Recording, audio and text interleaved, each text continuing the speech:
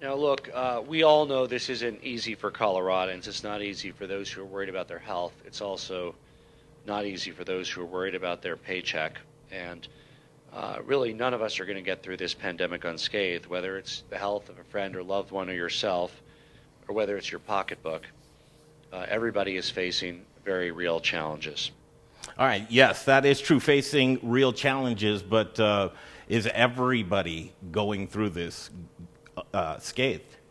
That's the question that the governor faced. It is a Thursday, and it's November 19th as the Modern Eater Show continues, and new restrictions starting tomorrow at 5 p.m. Today's show is going to be a barn burner.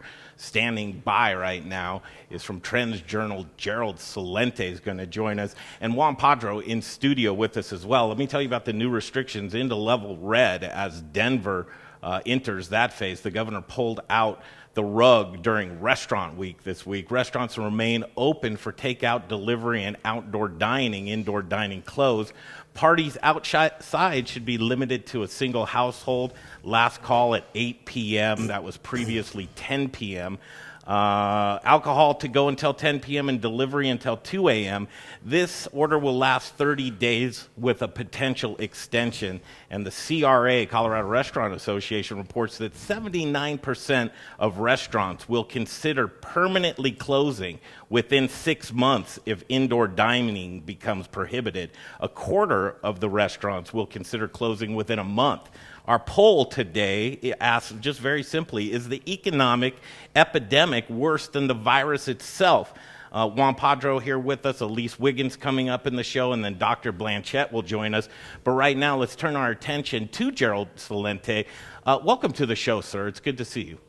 Thanks for having me on. Absolutely. I want to, first before we begin, I want to describe our audience to you and then have you describe yourself to our audience. This is kind of a new thing for us. We're a very tight-knit community here in Denver, Colorado.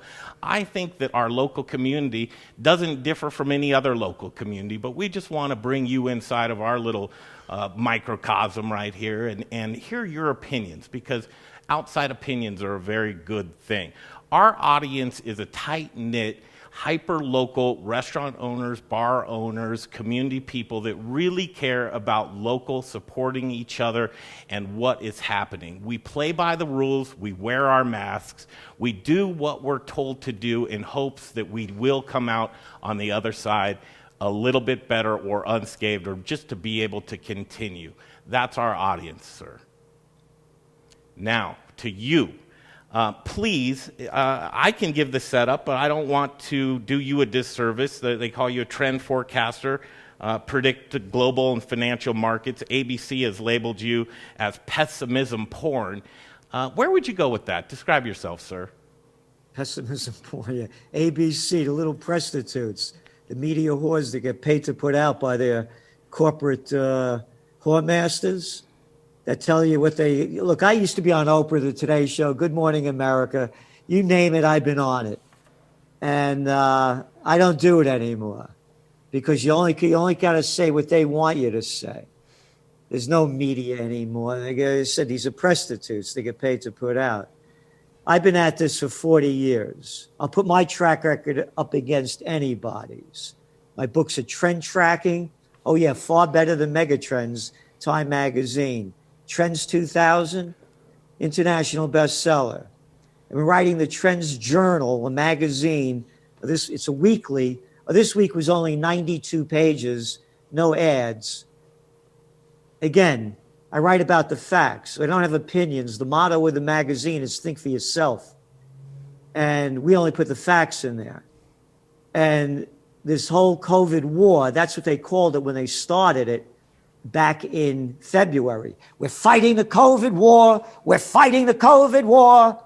And all of a sudden, you got these little boys and girls telling you what to do and how to do it. Nothing to do with our Bill of Rights or Constitution. Shove it. Means nothing. I'm the governor. I'll tell you what to do. Freedom? We don't care. Oh yeah, I heard you're going to close at 10 o'clock. Why, I say 10:15. No, 9:48. They're making this crap up. Look at these little crap heads doing the news with nobody around them with a microphone in front of them. the little reporters.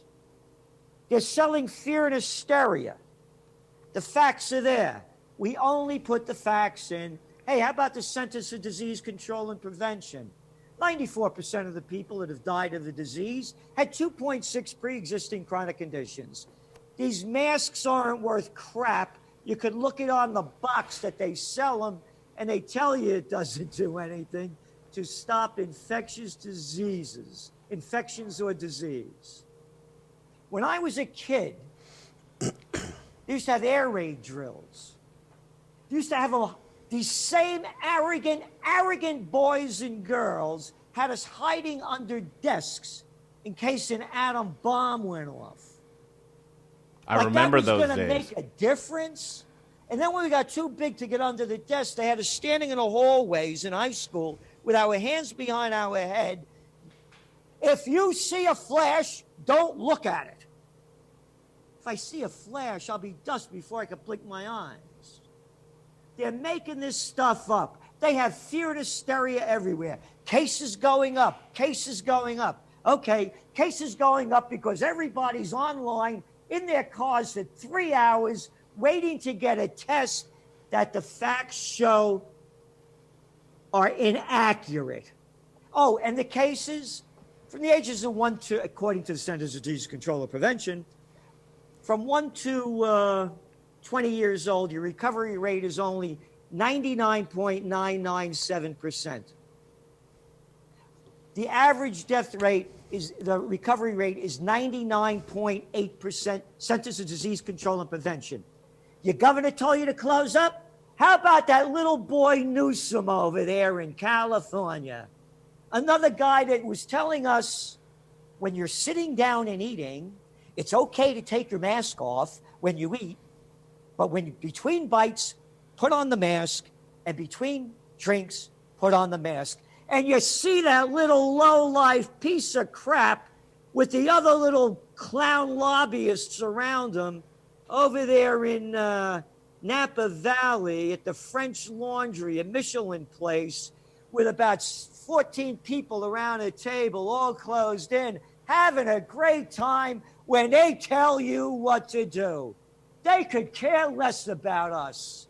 They're politicians. Google up the definition. Politician, person that runs a political office, a person that's manipulative and devious, typically to gain advancement within an organization.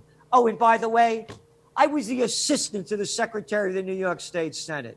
I designed and instructed American politics and campaign technology at St. John's University. Pessimism porn? How about these guys and girls, little boys like Andy Cuomo, the governor of New York, an arrogant little nobody who would be nobody if daddy wasn't Mario Cuomo, and got him there like his arrogant little brother on CNN. We'll tell you what to do. This isn't democracy. This isn't freedom. They're making this stuff up, and they're destroying the lives of hundreds of millions of people, tens of millions of businesses. They don't care. They get a thing called our money from taxes. Cuomo just got a $25,000 raise. All these politicians should be getting their half of what they're getting now. This thing is going down big time. You read the number. Was it 79% of the restaurants may not open? What did Yelp say several months ago, a couple of months ago? 60% nationwide won't reopen. And it's not only restaurants, it's one small business after another. The bigs are getting bigger, the rich are getting richer, and all we are plantation workers on slave and the plantation of Slavelandia. So get back to work. We'll tell you what to do. Take out from 10 o'clock to blah, blah, blah. They're making this crap up. Oh, by the way, these health officials, most of them are little slime ball bureaucrats. I've been up there. They suck their way up so they could get there. That's why I quit, because I saw it firsthand. People bending over and sucking up to get their way to the top.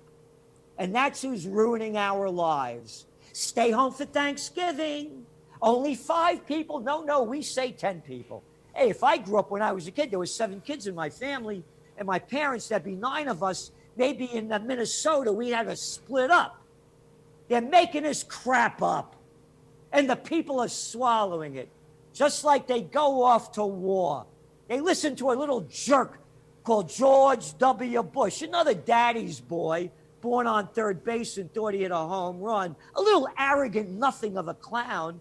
Daddy was Georgie Bush, and Grandpa was Prescott, oh yeah, him, sending us to the Iraq War and people marching off based on lies. Same thing with the COVID war.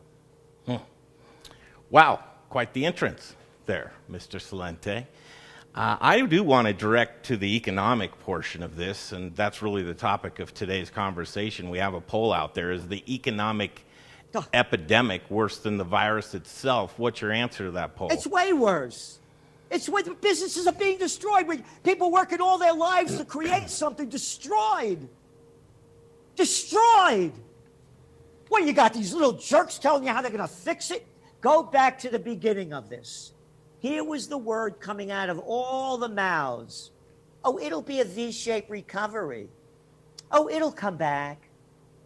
March, April, May, June, July, August, September, October, November. And now they're locking us down again. Your crap didn't work the last time, and it's not going to work now. Again, we only have the facts in the magazine. Only the facts. They're closing down these schools. Kids aren't transmitting this stuff. These are from doctors. Oh, did you see the article yesterday coming from Denmark that these things are totally useless? Do you know that the Centers for Disease Control, the World Health Organization, and that little Fauci, jaw, that's what Fauci is in Italian, that arrogant little boy, he was saying don't wear him in March. They just reversed this in World Trade Organization and CDC, Centers for Disease Control and Prevention, in June. Yeah, let's move away. Over half the people that have died around the world are elderly people from nursing homes. Let's move away from the masks and get to some of the predictions and trends. What trends are you seeing economically and seeing the attrition with businesses, and is the divide from small business to large corporate conglomerates getting bigger and bigger? Well, that's it. That's where the money's going. That's how they're building up Wall Street. And this was happening before this happened. Between September 2019 to January 2020, the Federal Reserve dumped in $7 trillion into the repo markets. That's the markets where the gamblers can go in and borrow money for nothing. The bigs are getting bigger. I'm the governor. You're not an essential business. We'll give you the hours to do, hey, but Walmart, Target, Home Depot, do what you want. That's what I said. We're becoming, you're asking me the economics. Yeah. We're becoming plantation workers on the global plantation of Slavelandia. Okay. The bigs are getting bigger. Okay. The billionaires are becoming, they're getting trillions of dollars more since this thing closed down. Gerald, let's walk backwards. Assuming that is the case and that's the end game, why go that direction? What's the benefit of that?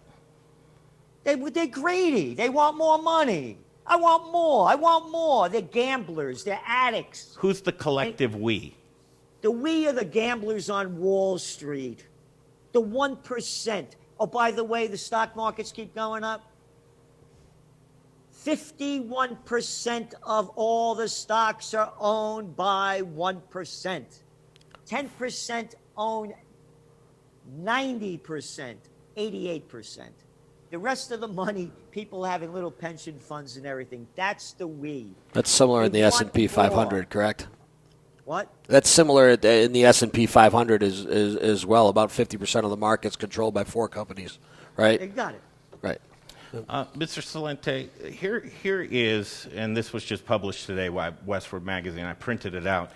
Here is a list since March 17th when restaurant closures happened here in Colorado. Here's a list of the attrition of restaurants that have closed since March 17th. Okay. Now, a lot of folks that may be viewing this program here today say, I don't know much about the deep state. I don't know much about this collective organization that you're talking. What I do know about is my business, is my restaurant, is my producing company. I know about what happens to me on this level. I'm trying to play by the rules, but I'm suffocating. It's just getting too tight, and we can't survive, and we're faced with either going into real personal debt or closing down our business altogether. What do you say directly to those people? I say directly to those people, learn about what's going on. I don't call it a deep state. I don't see it. It's right in front of our eyes. It's not a conspiracy theory. Start learning what's going on and think for yourself. That's the motto of the magazine. Do you know they had protests this week, a couple of days ago? They've been going on for a long time, actually, in Berlin, in Germany. You know what they're claiming now? They're claiming the German government, this is from the German people, that the German government is becoming like the Nazis. Because Hitler, they did the same thing when they got rid of the Weimar Republic. They did away with, okay, this is an emergency. We're going to make the rules now. And that's what they're doing. The people are protesting. You don't see protests going on in America. There's no fight going on over here. Why am I like I am? As I said, I will put my track record up against anybody in the world. Show me what you've written. Show me what you have. And then we could begin talking. Yeah. I see the future. And it's hell on earth. Yeah. And to take crap from some little boy, or I'll keep the girls out of it because I'm a man, let one of them, let your little governor come over here and try to put a vaccine in my arm, or the little boy Cuomo. I held a rally over here. I own the most historic, I have buildings on the most historic four corners in America. You put Kingston, New York, most historic four buildings. I had a 4th of July rally to restore freedom and to unite for peace. Now, It was against the law. You call yourself a political atheist, and I'll go along with that. I know I've heard you describe yourself as a Ron Paul guy. Oh, yeah. Is that correct? Yeah. Oh, yeah, that's the only one I voted for. And a citizen of the world. Let me try you again. Mr. and Mrs. Middle America, who are just scratching their heads right now, trying to make sense of what's right, what's wrong, what to do, what's real, what's not. Uncertainty is the only certain thing right now. Let me try again. Talk to those people right now. Should there be an uprising? I mean, Yes, you can't. yes. Okay, go. Yes. Describe how that would look and how. That's what I was saying to you. I had a rally. One moment, sir. One moment, sir. Today, what would somebody do today as they put their socks and their shoes on and they say to themselves, I'm not looking for conflict, but I'm looking to survive? Talk to those people. What will they be seeing? Let's talk to the restaurant people. All you get together. Everybody. Families, friends, all the workers. You don't tell us what to do. You're making this crap up. Show me the scientific evidence. Show me the scientific evidence. And I will show you our scientific evidence. You are not here to rule us. Hey, did anybody ever hear of paying taxes? Did anybody ever hear these two words, public servant? You serve us. Unite. Unite and fight. I'm fighting. I put out a magazine every week, only the facts in it. You want to know what's going on? Try reading the magazine. You want to stop it? Unite. Unite for what you believe in. Unite for what this country was founded upon. Oh, no First Amendment. Oh, forget about freedom of assembly. We'll tell you how many could assemble. Again, we wrote in the magazine this week, we had all the different states telling what to say. Every state has different numbers, all different numbers for how many could congregate, what time it could be open, how far you could. One thing, they're making this crap up. It does seem rather and again, arbitrary. The proof, one more thing, the proof is to look at that little low-life piece of crap, Gruesome Newsom, the governor of California, that has shut down that place basically since March. with all his rich friends, the lobbyists from the medical industry and everybody, having a great time and a ball at a, $300 a head, $400 a head Michelin restaurant. It's okay for us. Gerald Celente, proving to be quite the firecracker today on the Modern Eater Show. What I want to do is play you a couple. The governor had an hour press conference 2 days ago talking about what's next for Coloradans here. I want to play you a couple of clips and just have you respond to what the governor had to say directly, if you would. The mayor has tried mightily with really strong mitigation measures in Denver. So have other counties. We had hoped that it would have worked, but it hasn't.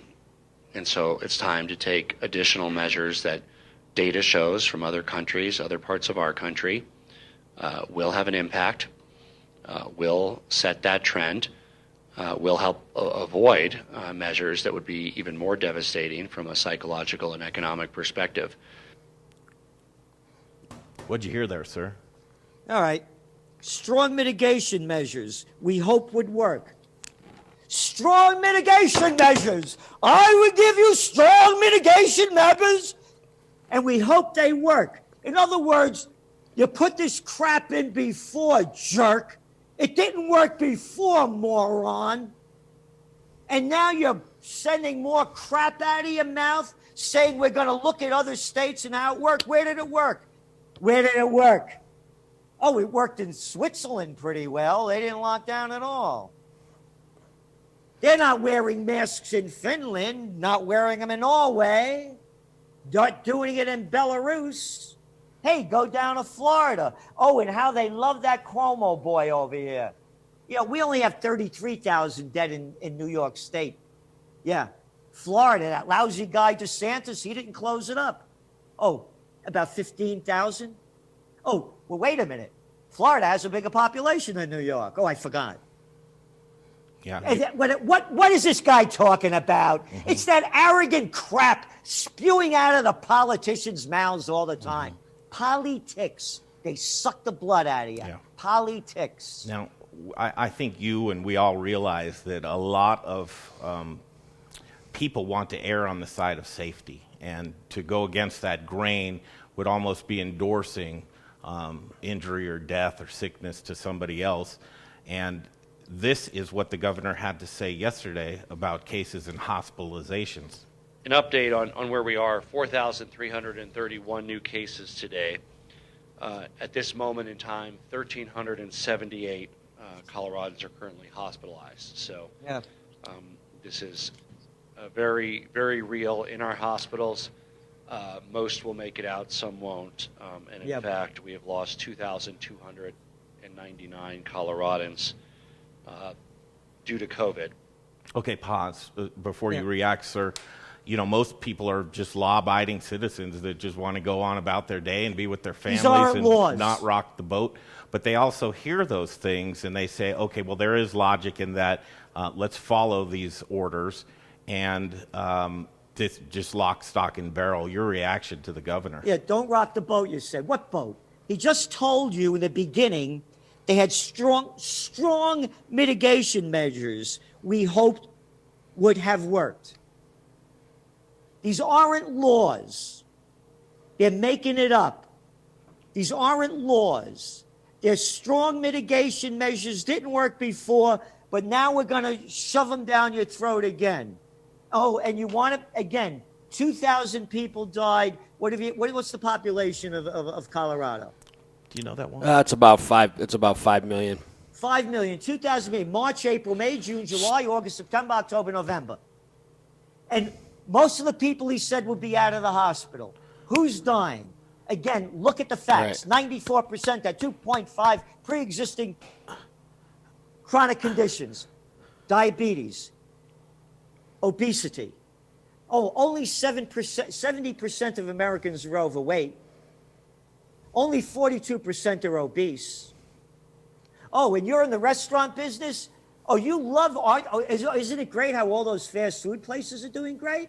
Oh, and how about all that stuff that Kraft is selling and they're eating more potato chips. Do you ever hear, hey, Governor, how about telling the people that are most susceptible to this disease to stay home, to take care of themselves, to build up your immune system, to get strong, and to get in great shape? So those of you that are most vulnerable, particularly the people in the nursing homes, where in the United States, at the most minimal level, according to the Wall Street Journal, 40% of the people died. Let's take care of them rather than destroying the lives of other people. Yeah, I know your time is limited. I want to be very cognizant of that, but I do want to just get to last couple questions. Predictions then. Where are we headed on the trajectory or the course that we're on right now? Hell on earth. How about that? And this is only in the United States. There are protests going on everywhere. When people lose everything and have nothing left to lose, they lose it.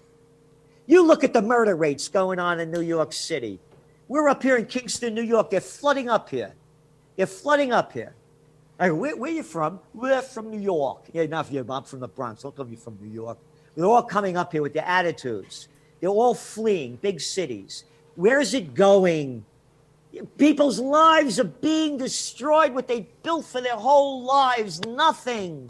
They're only keeping this pumped up by pumping in cheap money to keep the slaves a little quiet over there for a while.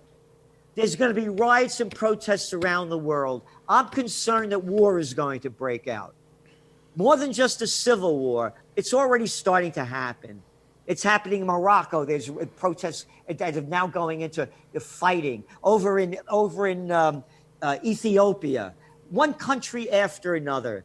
Before this was happening, there were in 2019, protests and riots in India, Lebanon, France, Hong Kong, South Africa, Chile, Bolivia, Peru, Colombia, Mali. One place, the economy was going down before this, and now this.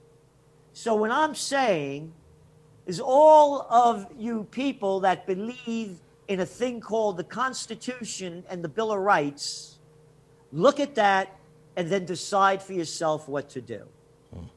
I think there's a lot of confusion with people right now. That's for sure. Fed Chairman Jerome Powell said he's worried about the long-term economic impacts of the pandemic. Specifically, he cited women out of work involuntarily, children whose education's suffering, and small businesses whose owners have lost generations of intellectual property and capital. I just want to repeat one thing. What that governor said of yours. Mm-hmm. We took strong mitigation measures we hoped would have worked. If everything they've done is fail, so now we're going to double up on our failure. And to make one thing perfectly clear, show me one great thing that the government ever does for any of us. These are the same people you couldn't stand in high school and college that wanted to be class president and head of the student council. Telling us what to do, and we're going to obey. We're not going to rock the boat. They're selling fear. They're selling fear. If I came on like this, you would probably say it's normal because all the other reporters are doing it. That's how brainwashed people are. Yeah, or cautious. Or just wanting not cautious. They read the box. Mm-hmm. They're not worth crap. It says it on the box. Well, we definitely know where you stand. I really appreciate your time because it's a voice that I believe needs to be heard. It's a voice that's not going to go away, and I think that there's a lot of folks that are trying to decide right now what their next steps are. And sitting in a world to where you only hear one opinion or one effort is not a world that any of us want to be in. Well, you said people wondering what the next step is, right? Yes, sir. How about taking your own step? Or are Juan, they going to you're- wait for somebody who will tell them to step? Next step, all aboard. Yeah. Next train to Auschwitz. Well, And don't forget to put on your mask. yeah. You know, I respect this gentleman to my right, Juan Padro, who small business owner, but very good at adapting and pivoting into really the climate in which you're working now. Well, Juan, I can't imagine that you believe in everything that's mandated and coming at you, but is there a reason to go outside of that, to put yourself out there? What are your feelings of what you heard today with Gerald? I mean, for me, there's got to be a balance in everything, and that's just the way I operate my businesses. So, you know, a lot of what he's saying, I don't disagree with, to be honest with you.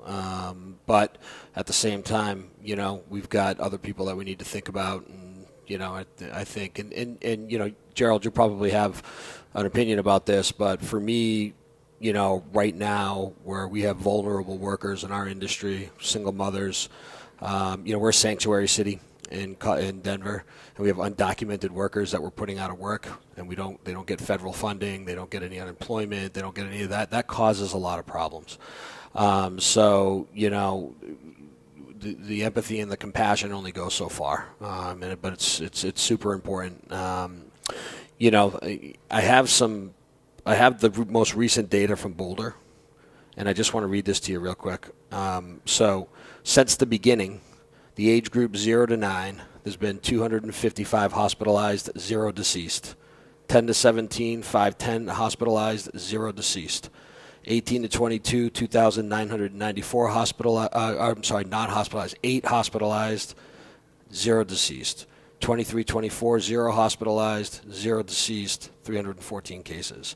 25 to 34, 1,094 positive tests, 11 hospitalizations, 7 ICUs, 0 deaths. 35 to 44, 889 positives, 24 hospitalized, 6 ICU, 0 deceased. 45 to 54, 822 cases, 27 hospitalized, 10 ICU, 3 deceased.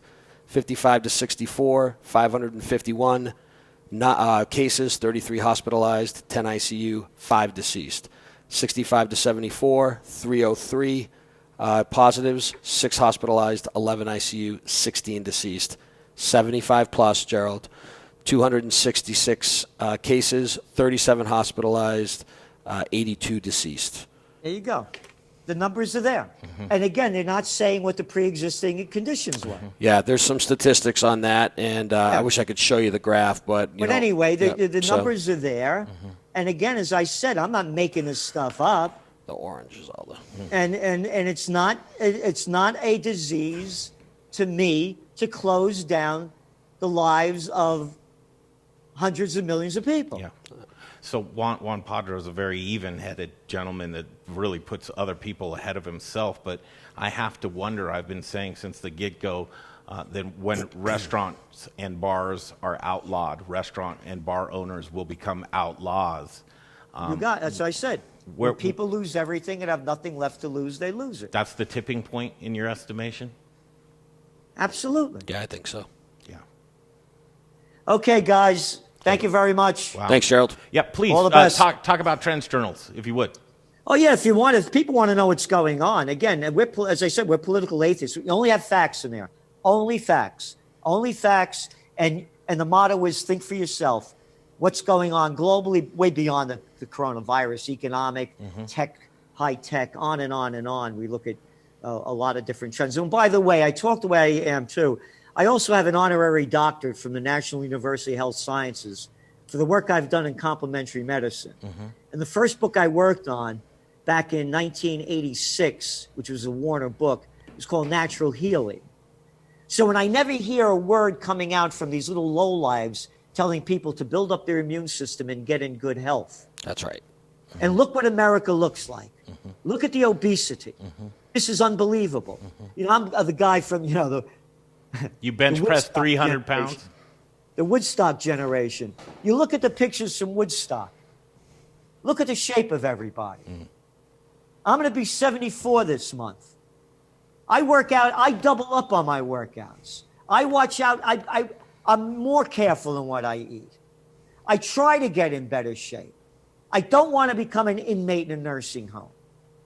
No, I'm not going to get vaccinated. So what I'm saying to the people, no, the future's in your hands. And you ask what could be done? It does not take a majority to prevail, but rather an irate, tireless minority keen on setting bushfires of freedom in the minds of men, said Samuel Adams. Before you go, describe what New York City looks like right now. Ghost town, dead town, midtown, no town, empty. Places boarded up all over the place. Up until the cold weather happened, homeless all up on Park Avenue, Madison Avenue. It's no life, no life. I'm out the other night. I had to hurry up. Got to finish eating 10 o'clock. I don't go out to eat till about 9 o'clock. You've seen a lot, and you'll see much more, but your perspective is valued. I appreciate your time today. Thank you. And all the best to everybody. Unite. Thanks. Unite for freedom. Yeah, thank you, Gerald. Appreciate it. Thank you. Gerald Celente right there. Wow, I just wanted to let him rock and roll, do his thing. It's fun to listen to. Lot to unpack there, though. I want to take a commercial, come back, and we'll just unload. Let's talk about that. Elise Wiggins is going to come on today and talk about. She wanted to talk about the lack of support for restaurants and compared to other industries. Right. Yeah, I think it's the collective voice that is really, and that's interesting. You know what Gerald Celente had to say there about a lot of things. It's hard to get past the name calling for me. Personally, it's one of those things where it's hard to hear the message. I'm from the East Coast. I'm used to that. You were used to some of so that. I can help you navigate right through that. So you understood a lot of that too. Okay, actually, Elise is standing by. Let's take a break. We'll come right back. Regroup. That was an interesting conversation for sure. Again, different perspectives are valued and needed. I believe that's really what this country is based on. That's not right. just one opinion. So there he is, Gerald Celente, started a fire right here on the Modern Eater Show. We'll be back in a flash. The Modern Eater Show continues. Hey. What's going on, everybody? This is Brother Luck from Lucky Dumpling, 4x Brother Luck in Colorado Springs, and I am rocking with the Modern Eater. You're watching them, you're tasting them, you're knowing everything there is to know about Colorado. Hi, Charlie from Brews Beers here. Our new Belgian Abbey 4-pack is a mixed package of the 4 core beers made in Abbey and Trappist breweries in Belgium. So we have a single, a double, a triple, and a quadruple in one package. Now, quadruples are the emperors of Belgian monastery ales. They're dark in color, with a dense tan head and alcohol ranging from 8 to 12%, so they're pretty strong. Quadruples are very rich and complex with big maltiness, spice, and flavors of raisins, cherries, and plums. Alcohol is apparent in the mouthfeel, but not overwhelming, even at 10.5% ABV. So the finish is long, complex, and dry, and they're great beers anytime, by themselves or with hearty foods. Pick up your Abbey 4-pack at either Brews location, 67th and Pecos, or at Colfax in York, and at fine liquor stores throughout the Denver metro area. Take home some Belgian-style badassery today. Welcome to Tommy Knocker Brewery here in beautiful Idaho Springs. We brew normally twice a day.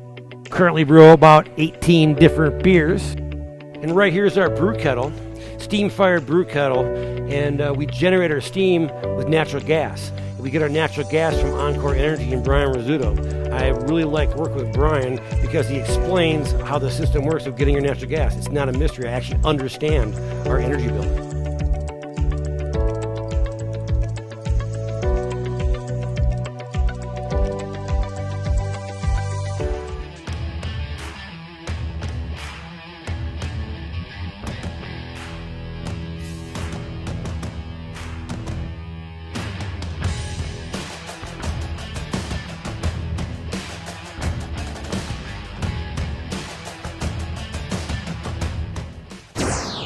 You're watching The Modern Eater, and now back to the show. Okay, back to the show in just a minute. It's a lively one today at Studio Kitchen, Colorado. The Modern Eater Show continues. I have to tell you about a great local brand and sponsor that helps out the Modern Eater Show. These are the guys you want to support. It's Jeff Rourke and A-Plus Beverage Solutions. He's the guy that's going to install the taps of your dreams. He's also going to do the maintenance for you because maintenance is important. If you're pouring inefficient beer, Jay, what are you doing? You're pouring your money down the drain. Don't pour your money down the drain. We need delicious beer more than ever right now, and that's why you get a hold of Jeff Rourke and A-Plus Beverage Solutions. Here's the phone number, 720-272-3809. I went too fast. 720-272-3809. Get a hold of him. It's Jeff Rourke and A-Plus Beverage Solutions. I want to go back to my computer. We'll play this clip, and this is your governor 2 days ago at his press conference. Now, look, we all know this isn't easy for Coloradans. It's not easy for those who are worried about their health. It's also not easy for those who are worried about their paycheck. And really, none of us are going to get through this pandemic unscathed, whether it's the health of a friend or loved one or yourself, or whether it's your pocketbook. Everybody is facing very real challenges. Now, is that true? None of us are going to get through this pandemic unscathed. That's an interesting thought. I'd like to ask Jeff Bezos that question. I'd like to ask Governor Polis that question. I'd like to understand more of why we're seeing this division right now. It's an interesting thing. These small businesses, Juan, I mean, really, they're faced with, okay, do I go into personal debt? I don't have investors. I don't have people that will hand me money. I can't draw from a surplus in my bank account. If I want to keep my brand that I've worked on for years or maybe been in my family for years, I'm going to have to go pull into my pocket with the uncertainty that this would even happen. That's a tough thing to contemplate. Yeah, there's a lot of businesses that are in a difficult position right now. They don't have access to traditional capital, especially our immigrant business. A lot of our, small women-owned businesses, in the restaurant industry, you look at like a place like Aurora that has folks from all over the world that are refugees and they're entrepreneurs and they came to America to be entrepreneurs and live the American dream and they can't go to a bank. They can't go out and take out a loan. So what they do is they gather capital from their friends and their family and their community, and they open these businesses and they serve their community and they feed their community and they provide jobs to their community, and that's how that works, right? And when those shut down, that entire ecosystem breaks down. And those are the businesses in particular that I'm most concerned with, because they don't really have, like you said, they don't have banks and they don't have big investors to go and tap and say, hey, I have to do a capital call and I've got to get a cash infusion in here. They can't go to the bank like I did and say, hey, I need a freeze on my debt payments for through the winter. They can't do those types of things, and they're in big trouble. And we've really got to figure out a way to help those businesses out. So, rich get richer, poor get poorer. The voices seem to be large voices on the top end of businesses. They lobby. They have a voice in Washington. There's this mentality in America, and I hear it on a local level quite a bit as well. The strong will survive. And I get very upset when I hear that. For me, I was brought up that, if you're a strong man, you use your strength to lift others up. It's if you have resources, you use your resources to lift others up.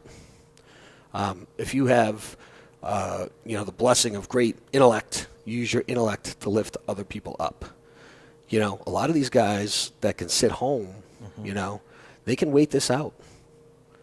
And they can come in and they can scoop up inexpensive real estate, and they can scoop up, and they're going to cry and they're going to say, well, what about my investors? They invested expecting this return and stuff like that. These are billion-dollar hedge funds and investment entities, and are they taking it on the chin? Some of them, but tell somebody that's losing everything that they have with two small children, and they can't feed them, that you're in the same position as they are. And there's just a disconnect there that really drives me. And I think this mentality of the strong survive, that a lot of men in my particular circle, people that I consider, part of my circle. I mean, and I hope they're listening. You're a coward when you say that. You're a coward when you say that. Am I hearing the privilege survive? That's right. That's exactly the truth. Yeah. And Mr. Celente spoke he in reference to George Bush, but talked, born on third, thought you scored a home run.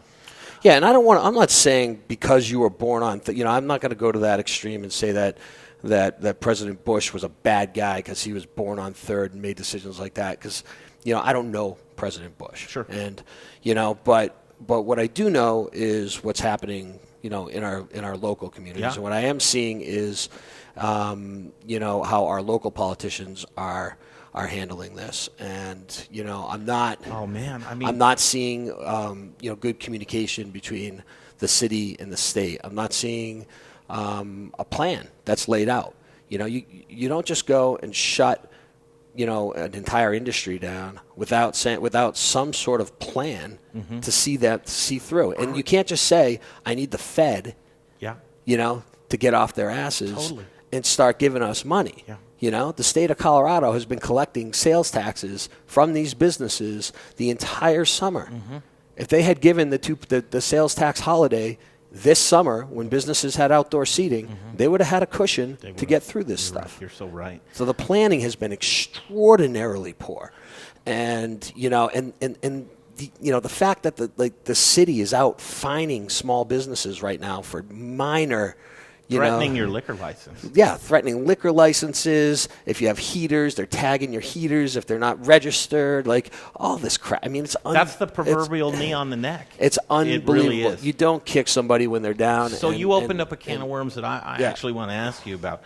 Okay, so the governor doubling down right now. Something that Gerald Celente said that really did strike a nerve with me is, you're doubling down on something that was proven to not work so far. We are where we are right now. That's not entirely true. Well, it kind of reminds me of just that sports betting philosophy, the make-up bet. Right. You lost the first half, and now you're going to double down on the second bet. That's dangerous. So this is confusing, right? Yes. It's confusing for all of us.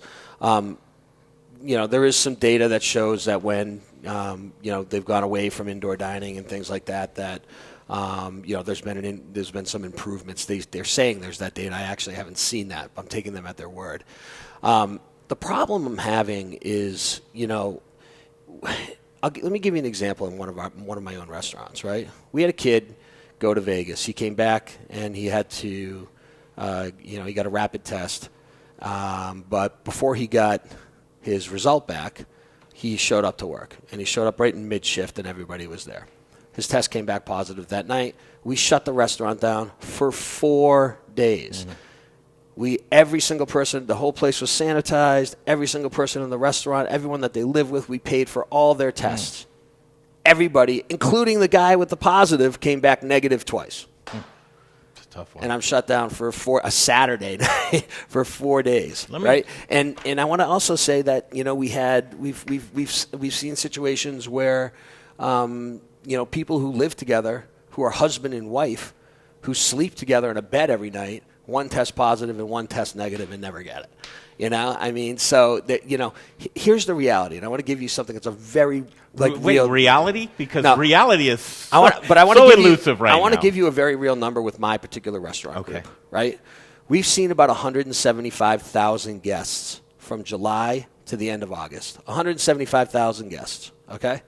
We've had 8 positive tests across our entire organization. So our people have been exposed to 175,000 people. Supposedly 1 in every 64 are contagious. And we've had 8, and we test regularly in our organization. And we've had 8 positive tests. So for me, I'm looking at this and I'm listening to this and I'm saying, I know what you're saying. I totally want to believe you. I like Governor Polis a lot. I think he's a good guy. He's very pragmatic. And I have an opportunity to talk to him quite a bit, and I want to support him, and I am supporting him. And that's where I differ from Gerald. I want to get behind it because I want one message to go out, and I want us just to get through this. Great. But the reality is, when I look at those numbers in my organization, is my organization just that much different than everybody else's? I don't know. Our next guest is standing by, and in the middle of restaurant week. 2 days ago, Governor Polis comes out and it reminds me of Lucy pulling out that football from Charlie Brown when he goes to kick it. Yeah. Falls on his ass, right? So here we are, restaurant industry, on its ass. If you 24 hours from now, you're shutting it down, all kinds of restrictions going there. But what a great segue coming into Chef Elise Wiggins. What a lively show it's been today, Chef. You've probably heard a lot of this. Thanks for taking the time out. The sentiment, and on your side, this is what we're going to cover, lack of support for restaurants compared to other industry. Welcome to the show, Elise. Thanks for having me. It's good to see y'all. Hi, Elise. Yeah, I'm frustrated with all of this. I only came in at the tail end of him, so I didn't catch all of that. I'm going to have to go back and rewatch this because obviously it was really good and I missed out on a lot. But yeah, I think. Oh no. Yep. And it's the same. We've had 2 tests positive here at Cattivella, and we have people that work closely together, and one gentleman rides all the time with the other gentleman, and they don't have masks on in the car, and the other one never tested positive. And so, obviously the masks do work, but we haven't had like a major outbreak here at the restaurant. And so that part is really frustrating. And we have press that says that restaurants are number 1 cause of people getting COVID. Number 1. We're not number 2, number 3. They're saying they're listing us as number 1 place to get COVID. I mean, it's BS because, people are getting, COVID because of groups of people getting together and, not wearing masks or anything like that. They're exposing themselves. And then if they come in, then they're giving it to someone else. I have a hard time believing that, the gyms are staying open and they're breathing heavily. Sweating, spitting. Yeah. But they're staying open, and then they're allowing churches to stay open. And, but then here with the restaurant, industry, we're hit so hard. And then, that's where I segue into the issue. It's like, okay, if this truly is the decision, obviously it's already taken, but if this is the route that we have to go, as, a city, state, nation, whatever, then we do have to have protections because, the restaurant industry, I pulled up statistics on how many people we employ just based on the airline industry, which got $25 billion just for them alone. $25 billion. Do you know how many people they employ worldwide? Not just the United States, but worldwide. They employ 1 million people. And that's not just American companies, that's all airline industries. In the United States, do you know how many people the restaurant industry employs? 10 million people. And that's not peripheral. That's just the restaurant in itself. Not the liquor vendors that come and sell us booze, not the food purveyors. We're talking restaurants directly. So if you look at all the statistics of the largest employers, they do break down fast food chains and then independent restaurants. You put those together, we're number 1 provider of employment in the United States. And so I have a hard time where these big companies get these big bailouts and the big PPP loans and here we are, we're the backbone of employment, which is our economy, and yet we get the skinny of all that money. And then, where are our people to help us now? And they're all like, we got to worry about the economy. And it's like, great, well, do something, do something, and I'm really frustrated with our government right now because we're in this limbo and I'm tired of the 2 parties not working together. I'm tired of it's like dug in. It's all or none. We can't work together because that'll make us look bad. And maybe the other party will look good. I'm so sick of that. So they either let us make, decisions as adults where we want to put the risk into ourselves and go out and dine or go out and shop and do these things, then let those people do that. And the people that are worried about getting sick, let them take care. We can still all continue to wear masks, still continue to protect our people. But something's got to change because, man, you're talking about a horrible economy, at the tail end of this. And if the new if President-elect Biden, if he doesn't get in until January 20th, it's still going to take him time to pass it. Mm-hmm. And then, and he doesn't pass it. This is stuck in Congress. This is stuck in the Senate. And just one thing, Elise, is that the House passed this unanimously bipartisan. Right, this is in the Senate, and there's a contingent of very conservative politicians in the Senate that don't want to give any more stimulus. So they can't get a majority there. So it's not even a Democrat-Republican thing. It's just that particular contingent within a specific party. Well, we learned a lot from the last stimulus go-around and who should be targeted for the help at this point in time. Mostly the right people. I mean, there's some, but it's an interesting 75% of those loans were under 150 grand. When everything right now, the only thing that's certain is uncertainty. We do know one thing, that the collective voice that we have is broken right now. So it's going to be up to us. At this point, it's up to us. Where do we go from here, you guys? Elise? I think we all have to get together, seriously. And that's why I was so excited to get on with y'all. We need to come together because, I did hear you guys talking about this. We need stronger, more powerful lobbyists to support this industry. So, and if we don't have that now, I'll take one lobbyist. One. Yeah. We don't have any. Yeah. Well, yeah, exactly.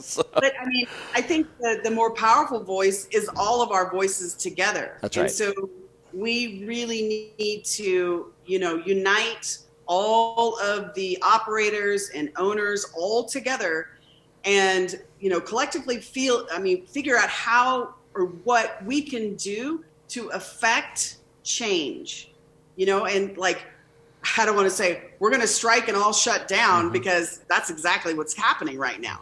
That hurts us. But what else can we do to put pressure on Congress? You remember when the first shutdown occurred down in Jeffco, they got 175 restaurants together, and they said we're opening.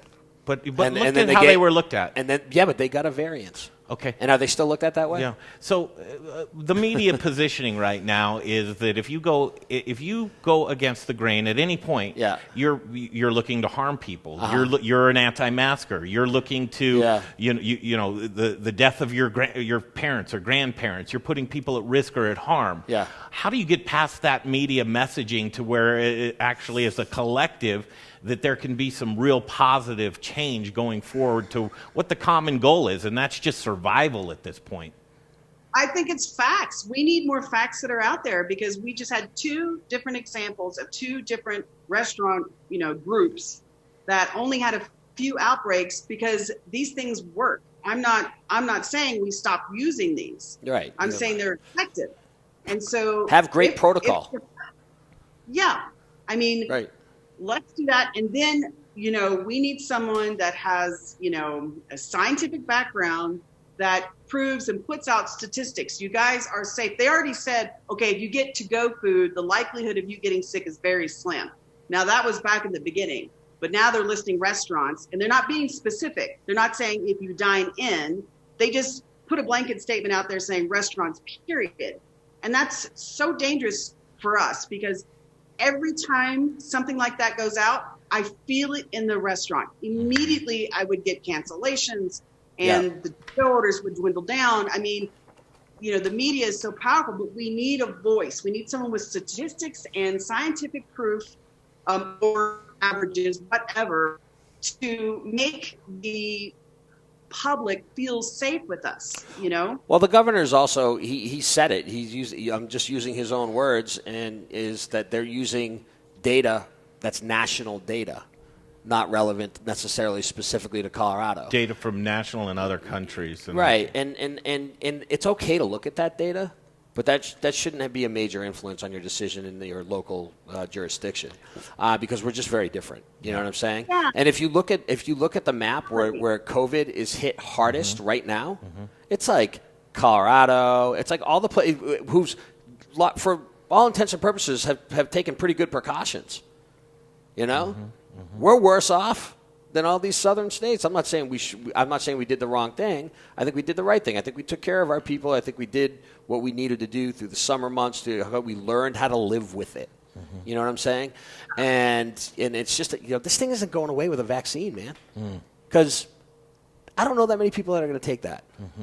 And what's left behind, too. Right. And trying to get that footing again. I don't know, Elise, and here it is. This is from Westward today. I printed it out. This is the attrition of restaurants since March 17th when they closed down.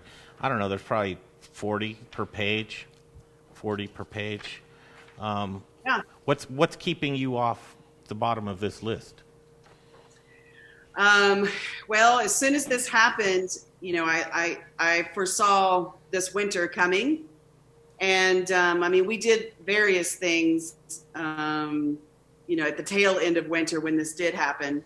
Spring came, and so, I immediately thought of doing, a crawfish boil, towards the tail end of summer. I went back to my home state and got it, saved a lot of money driving it up. So summertime, they would come and then they'd go home and eat it.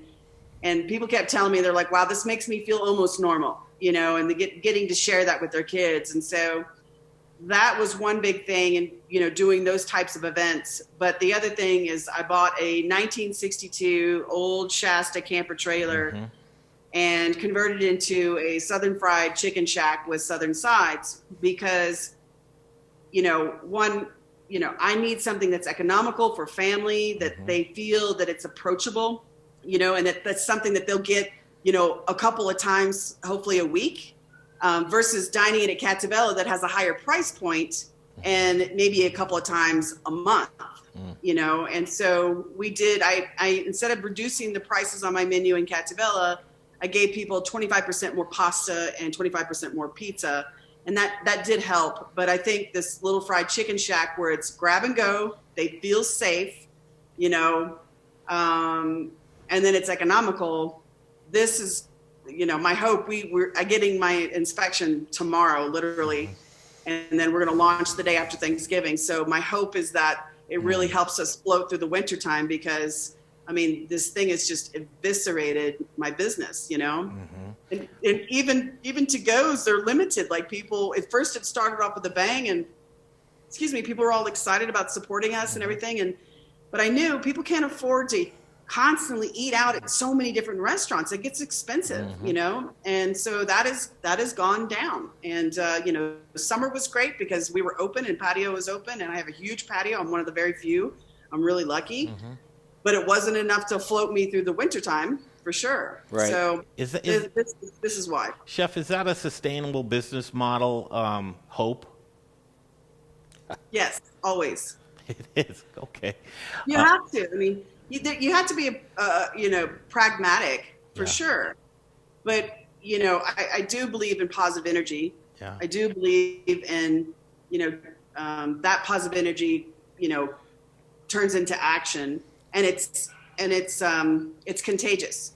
And right now people need that. They need positivity. Wow. They need action. They need hope. And my team needs hope. And when this happened yesterday, their faces, when all my employees were coming in, 65 to 70% of them are not able to file for unemployment. And their faces were just, scared. Horrified. And that's a tough and one. so, we already put immediately in a game plan what we did before. And, everybody that could, take unemployment, they're all on unemployment. They all got laid off.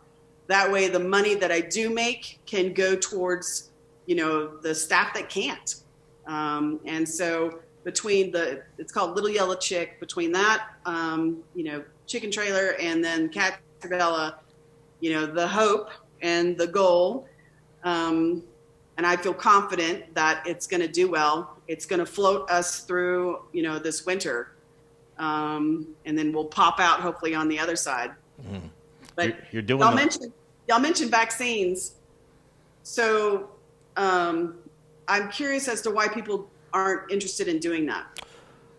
Well, if you're black or Hispanic, I wouldn't do it. If the Tuskegee experiment, our history of using vaccines on the African American community, on testing birth control on the Puerto Rican ghettos before we were released to to the white women in the United States, and it's caused tremendous harm and disformity in those communities. I think the short answer probably, Juan, is you're injecting something into your body where you really don't know what. Juan, no vaccine for you? No. Yeah. Not interested. I'm super healthy, and I've been to LA twice, I've been to Philly twice, I've been to Boston twice, I've been to Montana. I just got back from Tulum. I'm fine. I get tested regularly. I'm fine. Knock on wood. So, and I do understand that there's close to 50% of the people that feel the same way, but we're going to be in a huge pickle for a long time then with this COVID. But the vaccines doesn't, the efficacy of the vaccine they're saying is 95%.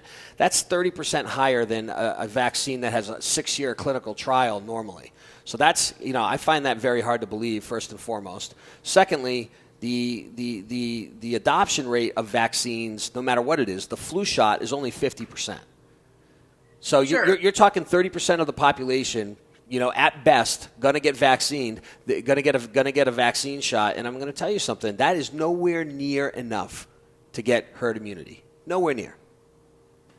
Right, but something's got to happen because we can't keep doing this. No. And so the decision then is going to be fine. We'll act like COVID never existed. We'll lift the bans. Everything's back to normal. All businesses are back to normal. And who gets sick and dies gets sick and dies. You know what I mean? I can't. That's literally what is being said right now. So if I respect anybody's decision to take it or not take it or whatever, but when I was a kid, I was born in 1970. I got a scar on my arm from smallpox, and I had to have so many different, vaccines that have prevented me from getting all kinds of diseases. Right.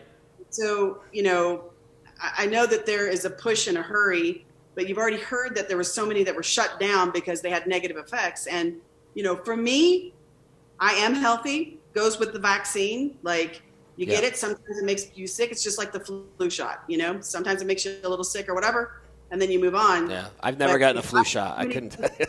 Yeah, we actually have a medical doctor that's coming up from Boulder Internal Medicine, Dr. William Blanchet. Will ask him those very same questions. Yeah. Elise, I think the one thing that we got from this conversation, Chef, is that there's one thing that we know for certain. Collectively, we need each other, and we need that one voice. We can't give up now. Now is what they call nut cutting time at the ranch. Elise, it's go time, Elise. I have one. Before you let her go, I have to ask you something. In 2007, were you in Puerto Rico? Yes. You were the chef at the Westin Rio Mar. Yeah, Polio. Right. You did my wedding. Shut up. Yeah. I got mad. I had the huge wedding right in front of the whole thing. We had all these reggae bands playing. We took over the whole resort. Oh, wait, you know what? I was not there in 2007. Okay. I'm pretty sure. Oh, man. I got goosebumps, man. I was all in. I'm that. I think she did. 2002. I did a lot of weddings. Yeah. I did a lot of things. But 2002, I was there. 2000 to 2002. I was there for 2 years. Okay, got it. At the Rio Mar, yeah. But still, it's beautiful, right? Yeah. Well, I'm half Puerto Rican. My family's all down there. Ah, que bueno, Boricua. Half Irish. I can't claim the Boricua, but yeah. Well, I think there's only one thing to do now, Juan. It's just to get married again, so Elise can do that. Yeah. We'll see. Hey, we'll have it in the kitchen here. Nobody wants to marry me. So. Yeah. Awesome. Well, guys, thank you so much. Yeah, it's a great time. we think about you all the time. Elise Wiggins, Cattivella. Can't wait till things are back to normal. We'll be in there for sure. See you, Elise. All right. Take care. You're way past time. I am. appreciate that. You got some certain things to do. Got anything else you want to ask? Well, what do you want to wrap it up with? Where do we go from this? Because truly, Juan, I believe that we can sit here and kick and scream and bitch and moan all day long. But if there isn't an effort, if the voice isn't heard, if there isn't that real change, if you think that right now that we've got this November anomaly weather to where you can actually wait until those dog days of winter set in, and it's dark and it's gloomy and it's cold and there's nothing around. How do you recover?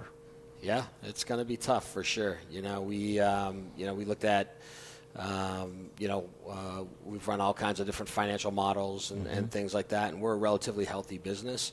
But I think we're the exception to the rule. And when I'm out there and I'm talking to other folks and listening to them and looking at their mod, hey, can you look at this and stuff? It does not look good.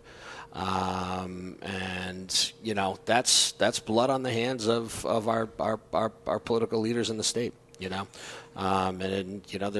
a huge contingent that says, hey, shut it all down and let's get through this thing. And I don't want to criticize them either because I certainly understand their fears. But they're just, they're saying that this stuff, gets incubated in these environments.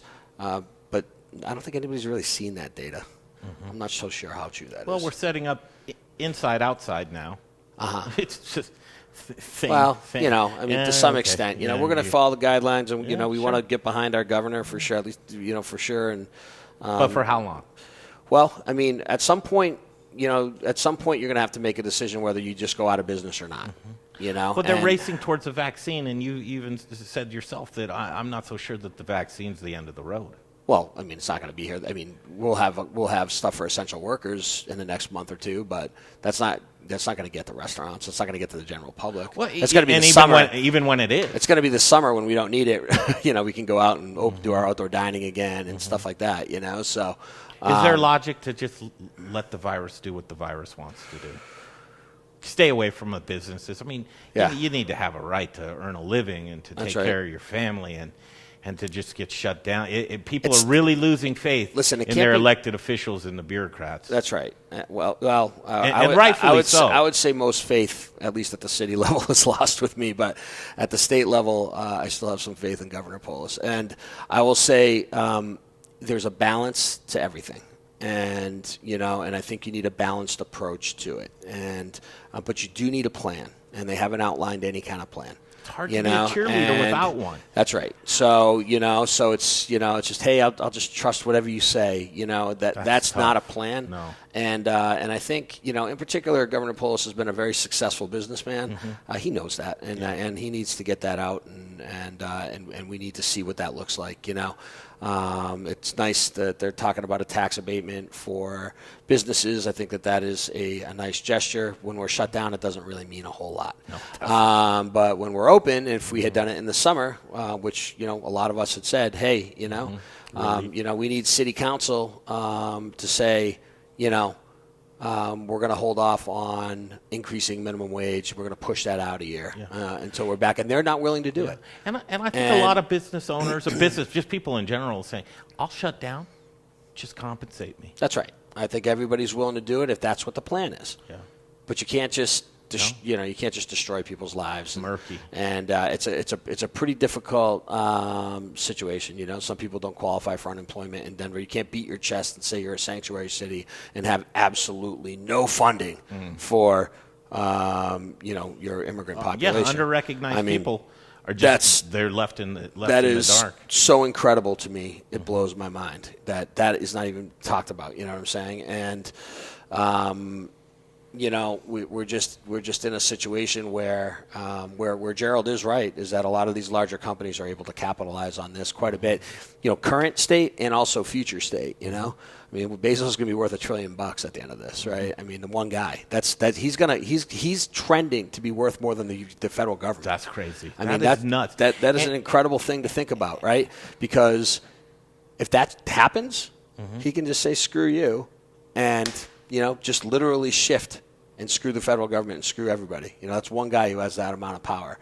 And, you've got you've got 4 companies right now. Everybody looks at the stock market. Oh, the stock market is killing it. 4 companies drive 40 to 50% of the S&P growth right now. 4 companies. That's not a good economy. That is not a good. And listen, there's one thing that I want to dovetail off of that. As you're looking at the quickening, the COVID has exposed a lot of things. During COVID, what we've seen is the shift of economics. It's going technology. These brick and mortars, where online has now surpassed any business that's a traditional business. Valuation-wise, I don't know that's that big really, though. Well, yeah, look, if you're a little Ethiopian restaurant in like in Edgewater, these kids at Conjo, they don't give a shit about DoorDash's valuation. Right? They care about taking care of their families, their kids, giving them an opportunity to go to college, and being good parents and being good citizens. That's but what what they give can a that shit Ethiopian business learn from the trend to that model, to technology, to maybe about. Well, that? they can leverage it. Yeah, well, they have to. I mean, they can leverage it, and we have to have some hard conversations with these companies as to, I think there also needs to be some hard conversations about how you structure your businesses. Is the traditional restaurant structure, if you want to save the current state of restaurants, right? You can't structure it on an equity model within the restaurant store, I don't believe. I think you need to create value in shell entities that surround the restaurants and leave that equity in the store, because that's the only way you can compensate your people long term, so that they can make the type of living that they need to make for the industry to sustain. Yeah. I think you need to be raising capital into a shell company, into a management company, into something like that at a higher multiple if you own multiple stores, to your investors, and just base that off cash flow. So you take a fee off the top of the businesses, and that's what it is. It's a fee-based model. So if you can look at it a little bit differently, something like that, I think that makes a lot of sense. But what was will never be again, at least in my estimation. I look at people bring it to me. That people are now accustomed to anything that I want, bring it to me. I think that's true, but that's always been true in New York. That's never not been true in New York, and restaurants have thrived in New York for a long time. You could get a filet mignon at 4 a.m. in New York in 1990. So, It's going to get interesting. I don't want, again, let's not go to one extreme or the other. Yeah. The answer is in the middle, but the answer is also in education and teaching people, again, how to structure a company, how to structure contracts, how to get into this business the right way. Yeah. Because if you get into it in the traditional way that you did 2-3 years ago, even, your risk profile goes through the roof. Yeah. Before you take off, I remember, and rewind, you remember this gentleman, Dr. William Blanchet, is standing by Boulder Internal Medicine. How's it going, Doc? I dropped off masks to his office. Yes, you did. Yeah. Yes, you did. And masks being a big topic of conversation. But before you take off, is there something you want to ask the doctor that's medically related right now with what we're seeing? Yeah, you read those numbers coming out of Boulder. That's his backyard. That is. Yeah, I just don't think. What's the ICU capacity in Boulder? Because I don't see a lot of people in ICU, and I don't see a lot of deaths in Boulder. Well, in the last couple of months, we've lost another 20 people in Boulder. In the last 6 weeks, we've lost another 20 people in Boulder. The ICU capacities, we have 25, 30 ICU beds. Not a lot of COVID folks in the ICU right now. We have a COVID ward, and we try to keep patients in the COVID ward. But, yesterday I had a patient in my office, 97 years old, who just wasn't doing well. I tried to get her admitted to the hospital, and they couldn't. So I had to send her to the ER to sit around the ER to wait for a bed. Turns out she has COVID. Right. But the good news is she's doing fine. She's 97 years old. She's going to do fine. And let me just put in a plug here. I think it's because she has a vitamin D level of 94.6. Yeah. And we undervalue the use of vitamin D supplements to treat this disease. It's huge. I agree. So 97-year-old. I hammer it at my house. Yeah. Vitamin D, huge. But you don't hear Fauci hammering it. And he should be. He's the guy who should be out there hammering it. Yeah. I got nothing against Fauci. Just come on. Read some literature. He's a politician now. And the CDC, look, we know at the government level is a C students game, right? If you ever sit there and you watch Congress, those are not our best and brightest. We know that. I think everybody on both sides, conservative, liberal, middle of the road, we can all agree our best and brightest don't go into politics. They don't make enough money, nothing, right? That's the same with the CDC. These aren't our best and brightest scientists. I want to hear from them. I want to hear from them, our best and brightest doctors and our best and brightest scientists, because the CDC is filled with the C plus doctors as well. So, I mean, And by the way, you saved my cakes. Early on, an N95 mask was gold, and you couldn't find it. It was a unicorn, and to have you drop some off and just while we're in the throes of it early on, just was amazing. So I owe you. You don't owe me anything. Pay it forward. Take care of that 97-year-old lady. You got it. All right, guys, I got to go. Thanks. Okay, doctors, you hang on there. We're going to take a break. We're going to come right back. We've been waiting for you. Dr. William Blanchet, that's next on the Modern Eater Show. There's hardly anybody with COVID, he just said. I love the laugh.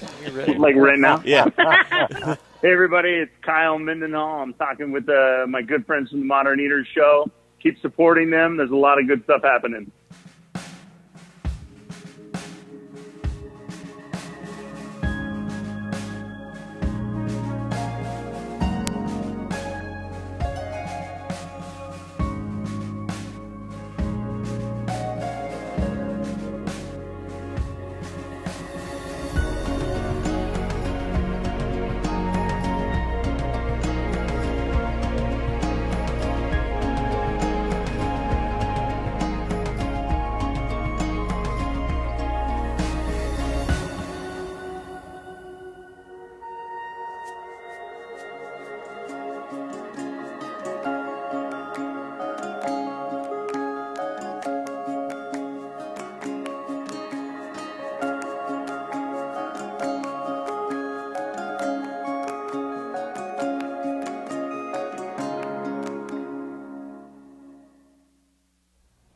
We started Meridian Spirits because we love the way that spirits and cocktails can bring people together to socialize, to bond, to have conversations.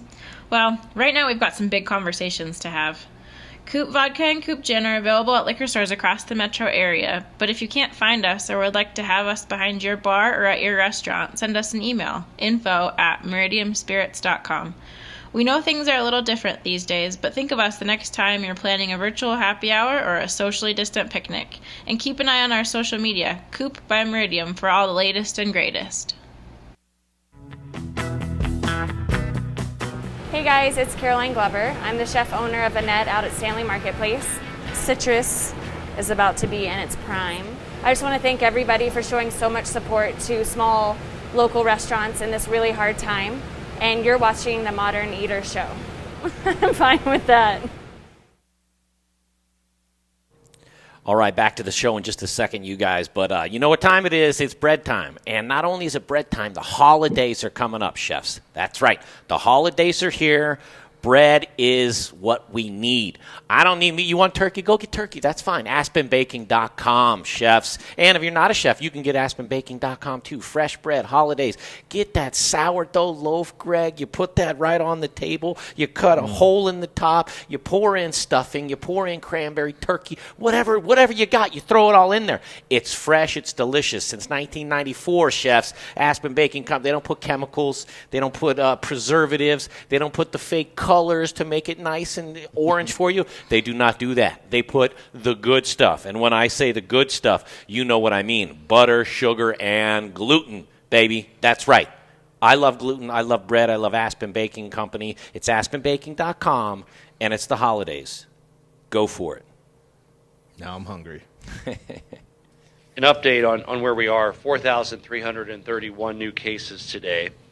At this moment in time, 1,378 Coloradans are currently hospitalized. So this is very, very real in our hospitals. Most will make it out, some won't. And in fact, we have lost 2,299 Coloradans due to COVID. Okay, that's the governor 2 days ago in a press conference, and those are the numbers that keep us all just saying, okay, what's next? Okay, and Dr. William Blanchet joins us right now, Boulder Internal Medicine. Doctor, I've got to have the real conversation with you. You just heard the governor speak right there. Is that enough to shut our economy down for a second round? I think the thought process, the equation is when we have so much COVID that it's going to jam up the hospitals, freeze the hospitals, so that when you come in with your heart attack, you're not going to have a bed. Then we have to do something drastic to shut it down. And so I think that's the mathematics. And so as long as we have some capacity in the hospitals, we don't have to shut down the economy.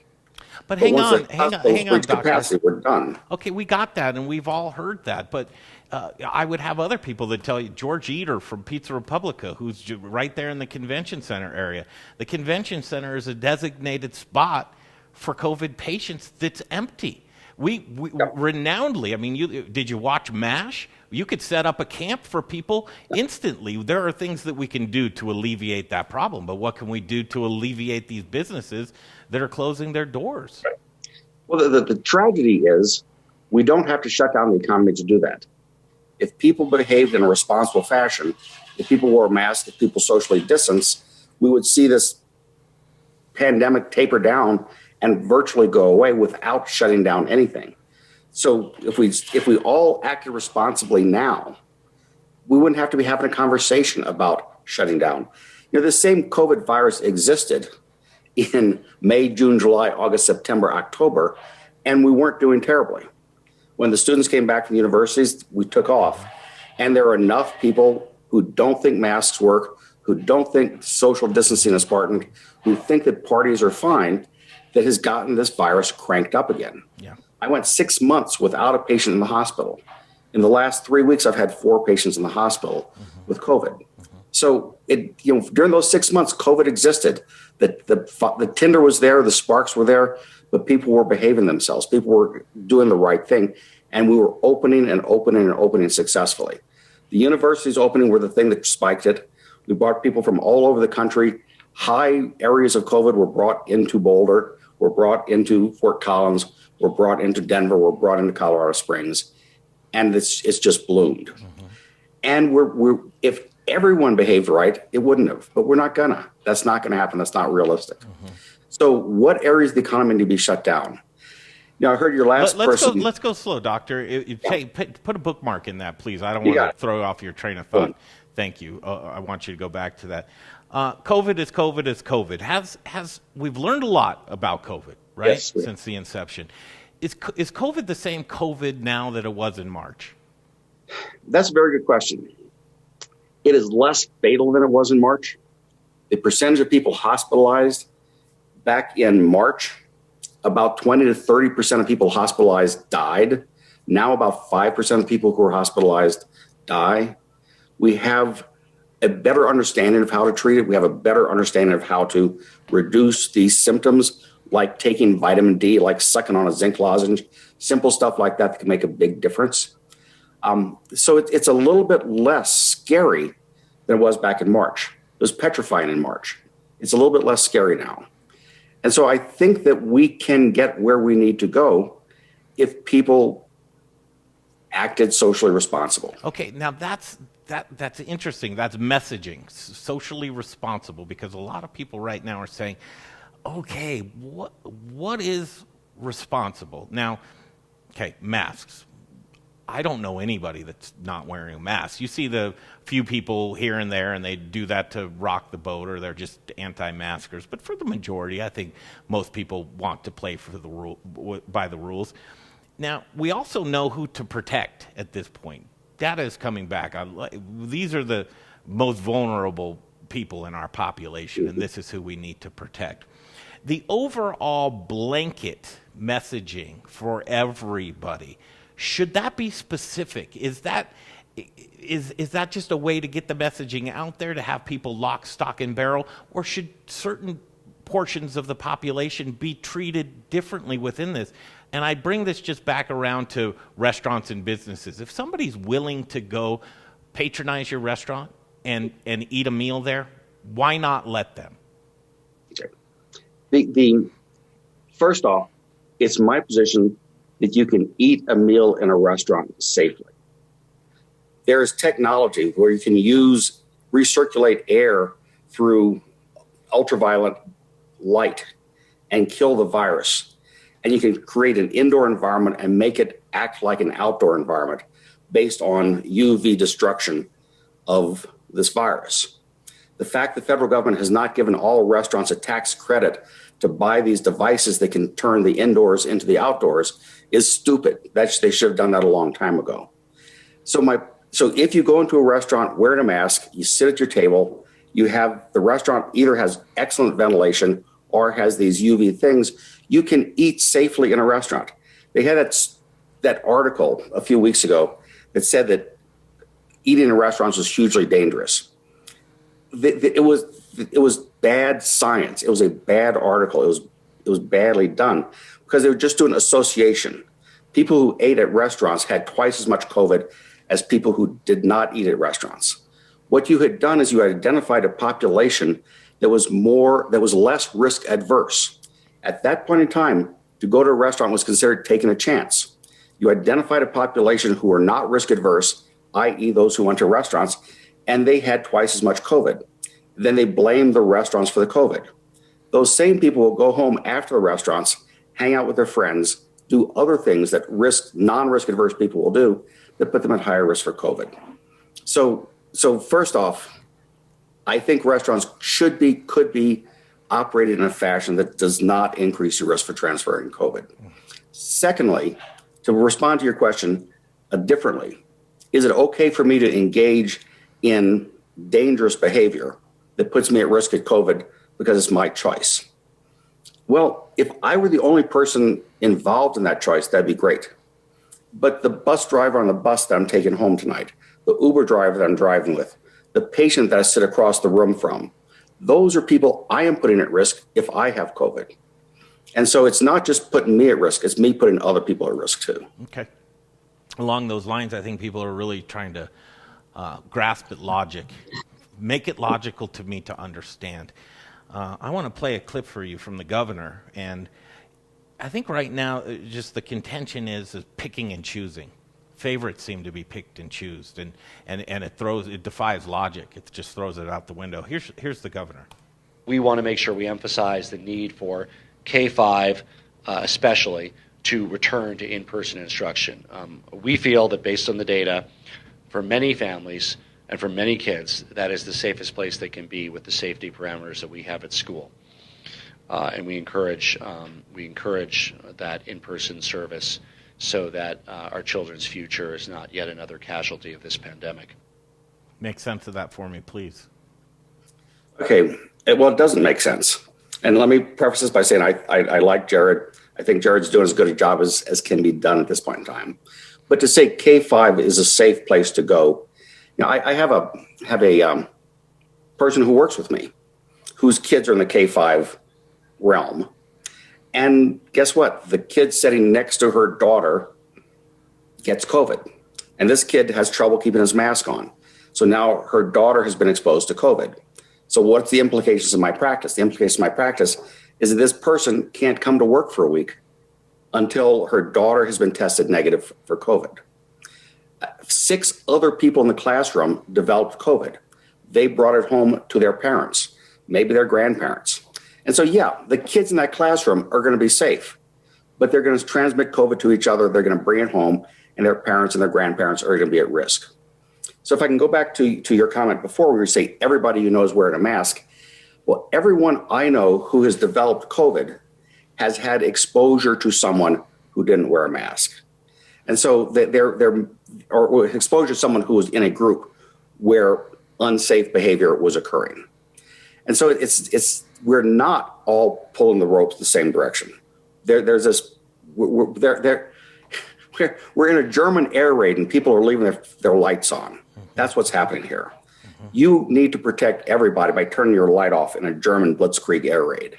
We all need to wear masks and socially distance to protect everyone in this coronavirus air raid. It's just the way it is. And for us to not do that, for me to watch a senator on the floor of the Senate spewing spit onto the stenographer and getting pissed off when someone suggests he puts on a mask, that's fundamentally wrong. That's just bad science. That's just stupidity. And who's paying the price for that? The restaurants are paying the price for that. The restaurants have become the whipping boy for this.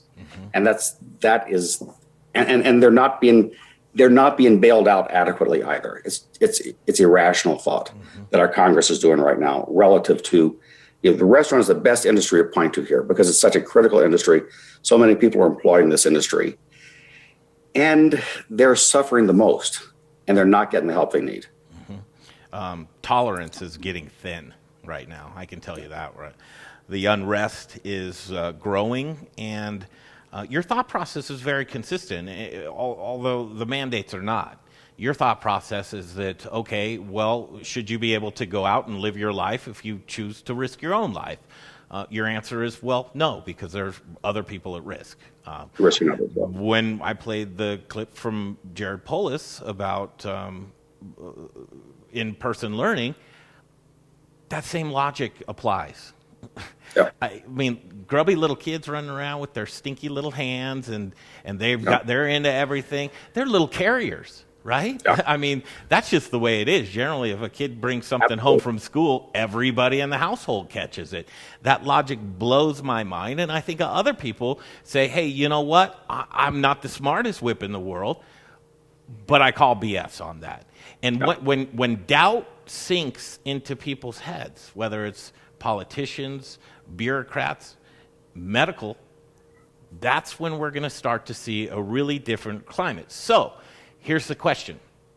Two directions. And I want to get your just philosophize. Let's see what you have to say about this. So two directions. One direction is let the virus do what it wants to do. Mm-hmm. Open it all up. Okay? We'll go that one. And then the second one is we'll shut it all down. And we'll wait for a vaccine. What's the outcome of both of those? Okay, a lot to unpack with both of those. The first one, let's look at it in simple math. Right now, we're assuming that 2% of the population, maybe 3% of the population, has already had COVID. But let's expand that to 10%. Let's just say 10% of the population has already had COVID. And we've lost 250,000 people. If we do this herd immunity, 70% of the population will have to get COVID before we get herd immunity. So take 250,000 people with a very underestimating estimate here. 250,000 people multiplied times 7. You have 1.5 million people, 1.7 million people dead in order to achieve herd immunity. So this idea of let's open it up, get immunity, get on with it, the Ron Paul solution is insane. 1.5, 1.7, 1.9 million Americans will die if we take that approach. Now, you know people would bring Sweden up to you right away. Well, let me bring Sweden back to you. Sweden and Finland are right here, right? Mm-hmm. Sweden has twice as many people as Finland. Sweden has 10 times as many dead people from COVID as Finland. Sweden was not a success. Sweden was a failure. The only eyes in which Sweden was a success is the eyes of the press. Sweden has lost dramatically more people than Finland because Sweden did not take precautions. However, the government didn't take precautions after people started dying. The people in Sweden took precautions. So I have friends who have family in Sweden. They're taking precautions there. It's not that no one in Sweden is taking precautions. The government just had a policy of no precautions, and dramatically more people are dead in Sweden from coronavirus than in Finland. So you just took our numbers here now and you put a multiplier on them. Well, if 10% of the population have been infected, which is a very large number, it's probably much less than that. Assuming 10%, we know that with this virus, because of our odds value of greater than 2, we have to have 70% of people immune before we get this herd immunity. So take that 10%, make 70% of Americans sick with coronavirus, with COVID-19. We have to multiply the death toll by a factor of 7. Okay. It's that simple. We'll jump. Not acceptable. We'll jump to the other one of just completely shutting it down and waiting for a vaccine. We'll pause on that one for a second. So just to sample people, here's a sampling of some of the feedback that I've gotten from people. I'm at home, quarantine. I tested positive for COVID. Oh, hey, how do you feel? I feel fine. Mm-hmm. Okay. Right. Another one would be, I think I've had COVID, but I haven't been tested.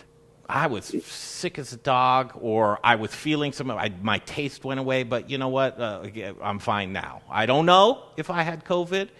Yep. I wasn't tested. Okay. And as an aside, you've been tested for COVID, I'm sure, right? Correct. And how often do you test? Well, actually, because it takes so long between testing and the results, I have not been tested routinely.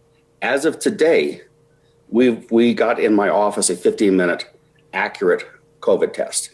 And so as of today, we're going to start testing a lot more frequently because it's meaningful if I can do a test today and get an answer in 15 minutes. It's pretty useless if I can do a test today and get an answer 4 days from now or 10 days from now, which is where it has been for quite a while. Goes right in. So a rapid turnaround accurate test is one of the things that's been missing in this puzzle, and we're finally getting it. Absolutely. What do you think we'll see? Well, we will see more people who have COVID because half the people with COVID have no symptoms, and those people don't get tested. A significant percentage of people with COVID have minor symptoms, and those people may or may not get tested. Contacts are getting tested now, so we're seeing more cases because we're testing contacts more effectively. But the problem is, if you say, I had COVID and I hardly had any symptoms, or I didn't have any symptoms, yeah, those people who respond to the question are the ones who can respond. The people who are on a vent in the ICU aren't going to respond to that question.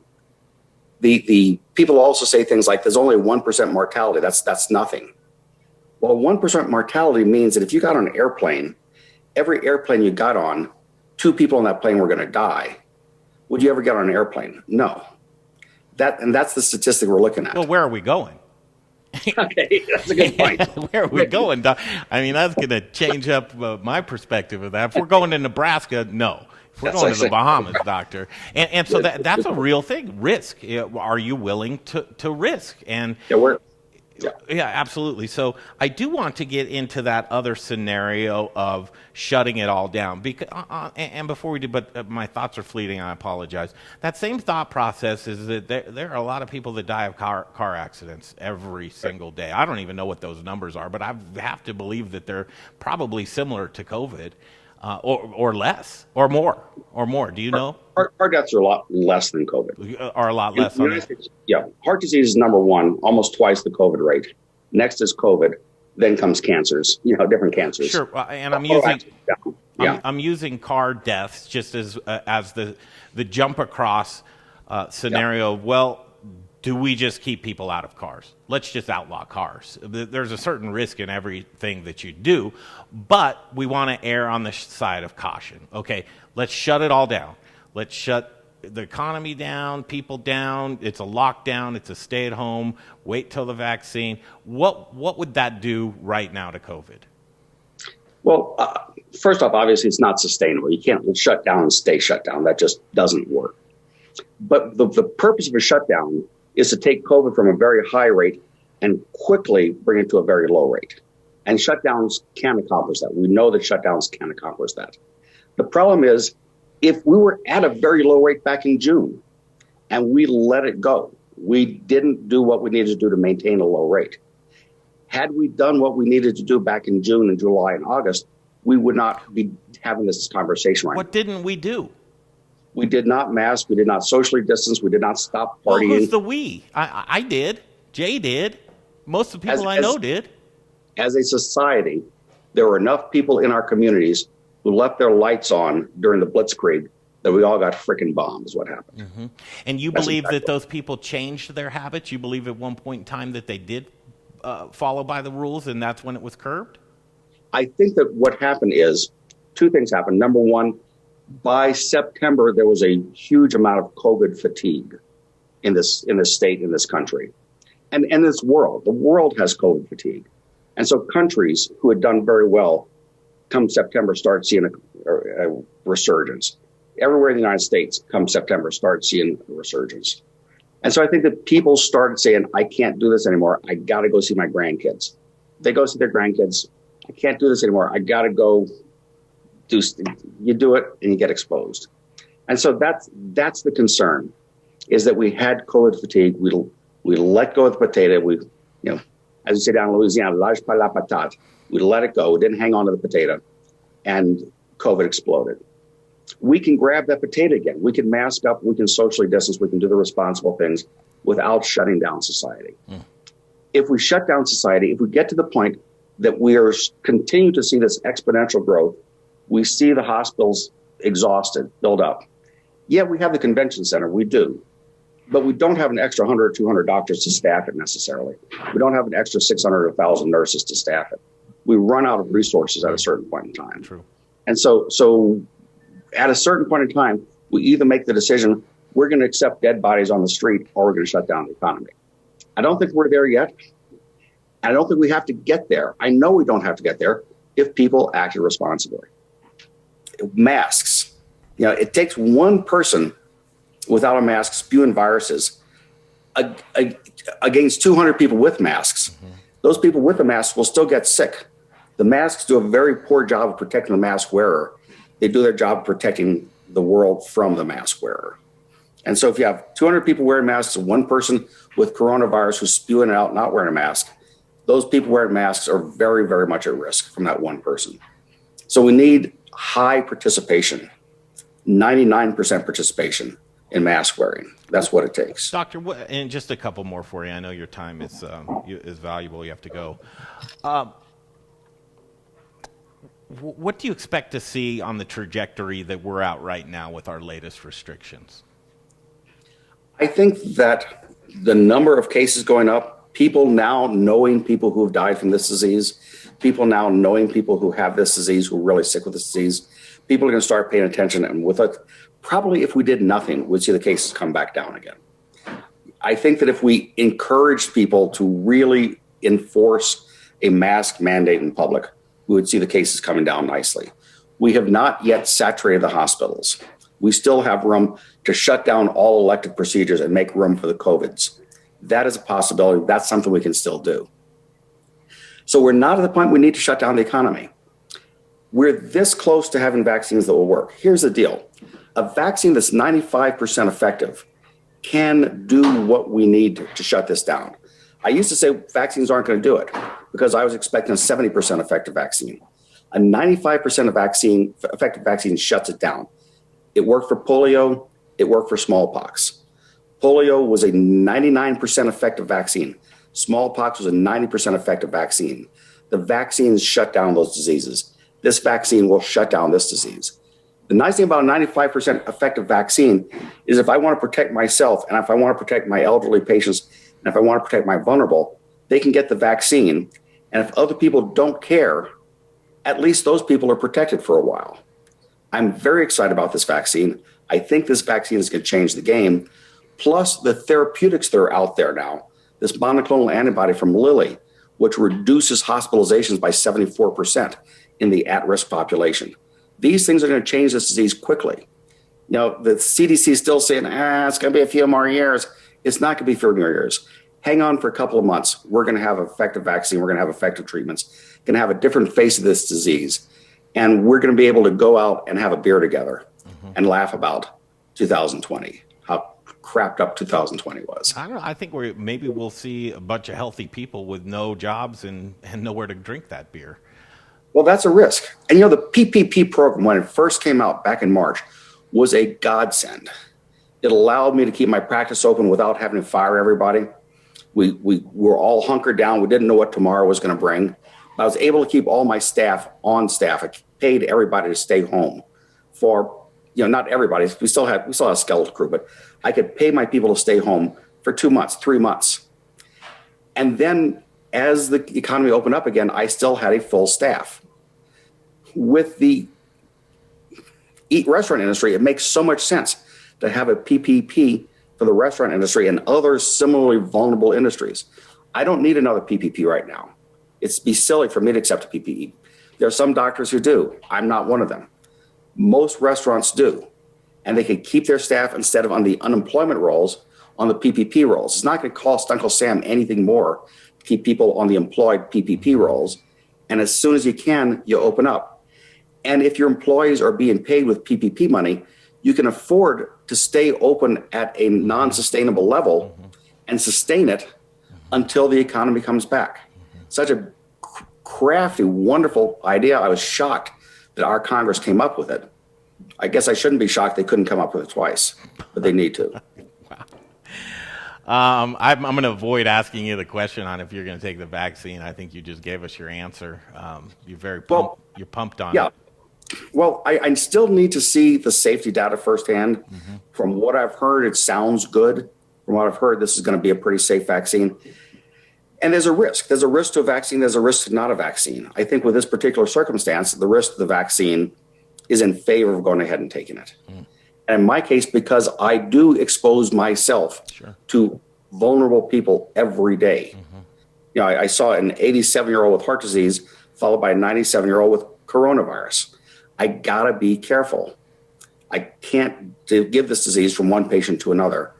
I want to get the vaccine to not only protect my vulnerable butt, but to protect my patients. Yeah, thank God I have not had to darken the doorsteps of a hospital with the infection of coronavirus. Yeah. But before you go, could you give us a little glimpse of what that looks like if somebody that, where you as a doctor say, you know what, I think you need to be admitted to the hospital, and what takes place therefore after? Can you tell us? Sure. Well, basically, the person who needs to be admitted to the hospital with coronavirus is in that top 10 or 15%, 20% of sickness with coronavirus. Usually shortness of breath is a factor, low oxygen levels is a factor, and we need to give them oxygen. We need to support their respirations. But the other factors are coronavirus, or COVID rather, creates a hypercoagulable state. You make blood clots easily. So we need to put the people on blood thinners to keep that from happening.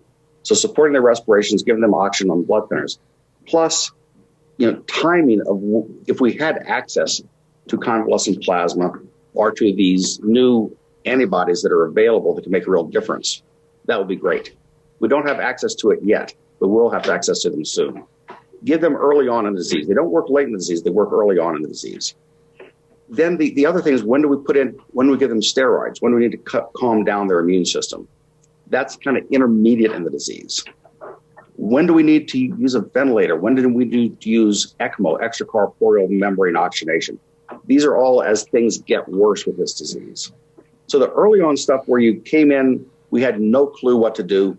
We were tearing our hair out. We were crying. We were shaking. We were putting people on ventilators for months at a time, and only a third of them came off the ventilators. Those were horrible times. Now, it's still not good times to be sick with coronavirus, or COVID-19. Still not a good time to be sick with it. But it's a better time than it was in March. Mm-hmm. We're probably going to get you home alive these days. Although I did have a patient who died 2 weeks ago. But in fairness, he had renal failure and he elected to stop dialysis. So he died. He died because of coronavirus, but he actually died because the coronavirus was the last straw. And he said, it's time to stop dialysis. I'm ready to go. So, but the last patient I lost to coronavirus per se was in March. Doesn't that gentleman behind you know that he's going to ruin that shade if he doesn't pull it up? And if he wants to open the window, what in the world is he doing right now? He doesn't want to blind you with the light. Oh, well, that makes sense as well. Trying to get some air circulation, I can imagine. Doctor, we really, really value your time and respect your medical data, and I was going to say opinion, and I don't know how much of what doctors believe or say is opinion.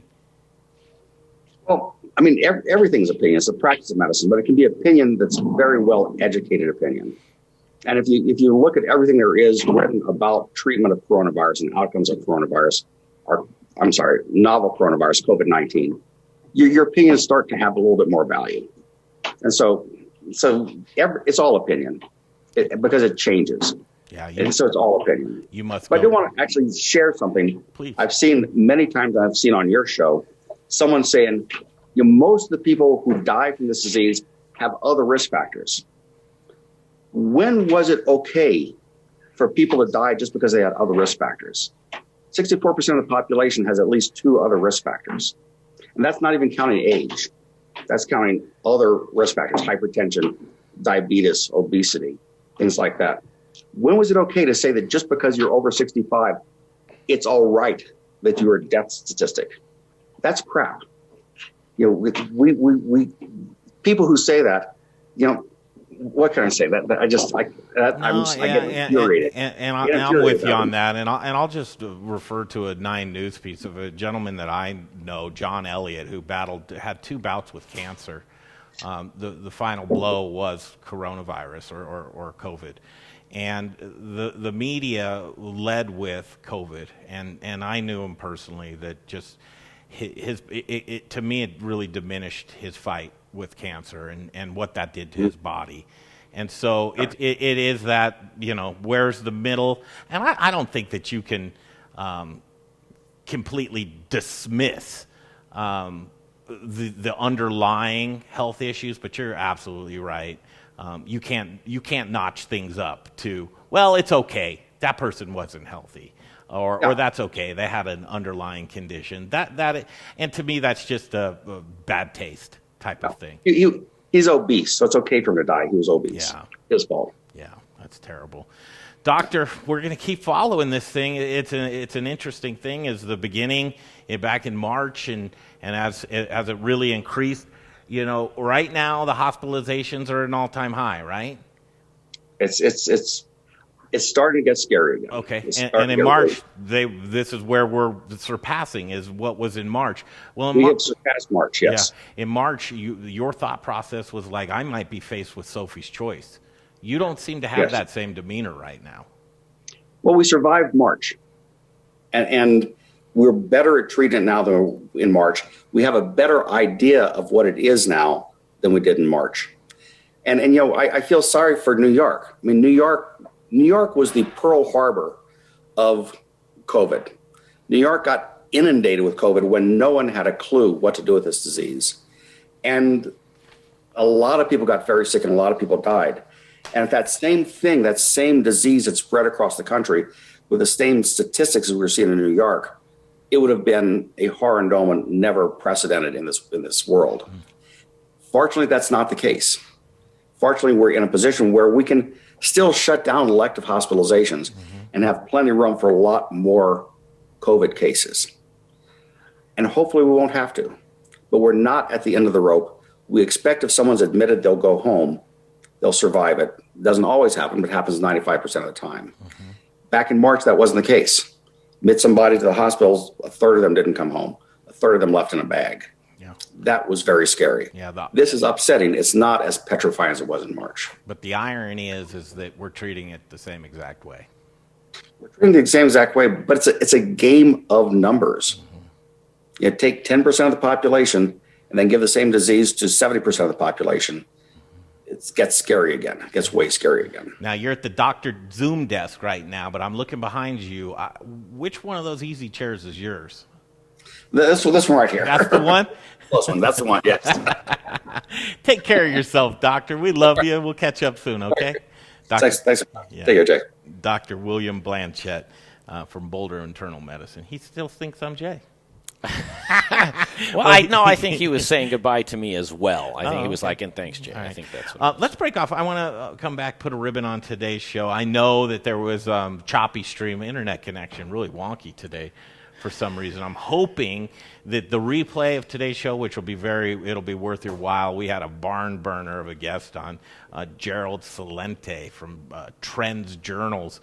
And he's one of those guys that, obviously, there's no mistake where he's coming from. I mean, he's not hiding it or masking it. And some of it's a little difficult to listen to just because of the name calling and those types of things. And you got to filter through some of that. You do. And we'll wrap it up next. I've got some interesting things to say, and then, I want to come back. You stick around. The Modern Eater Show continues. Hi, I'm Amber with Strohauer Farms, and I'm just here to remind you that the best potatoes are grown here in Colorado. Goodness elevated. Thanks for watching the Modern Eater Show. Hey, Zach Ryder here, Colorado Mills Sunflower Products out of Lamar, Colorado. Your only local source, grown from a local crop to produce a local oil for local chefs. You can find it at Shamrock Foods, What Chefs Want, Seattle Fish Company. Let me try it one more time, then we'll see. Hey, restaurants, we're glad you're reopening. From Colorado Mills Sunflower Oil, we'll see you soon. First, we partner with the best farmers in the world, and then we tell them, we will take it all. Process whole spices daily, blend custom spices to order, keep it fresh, safe, and flavorful, all so that you can get back to doing what you do best. So whether you're a restaurant, a food manufacturer, or an at-home cook, be sure to visit The Spice Guy at www.thespiceguyco.com.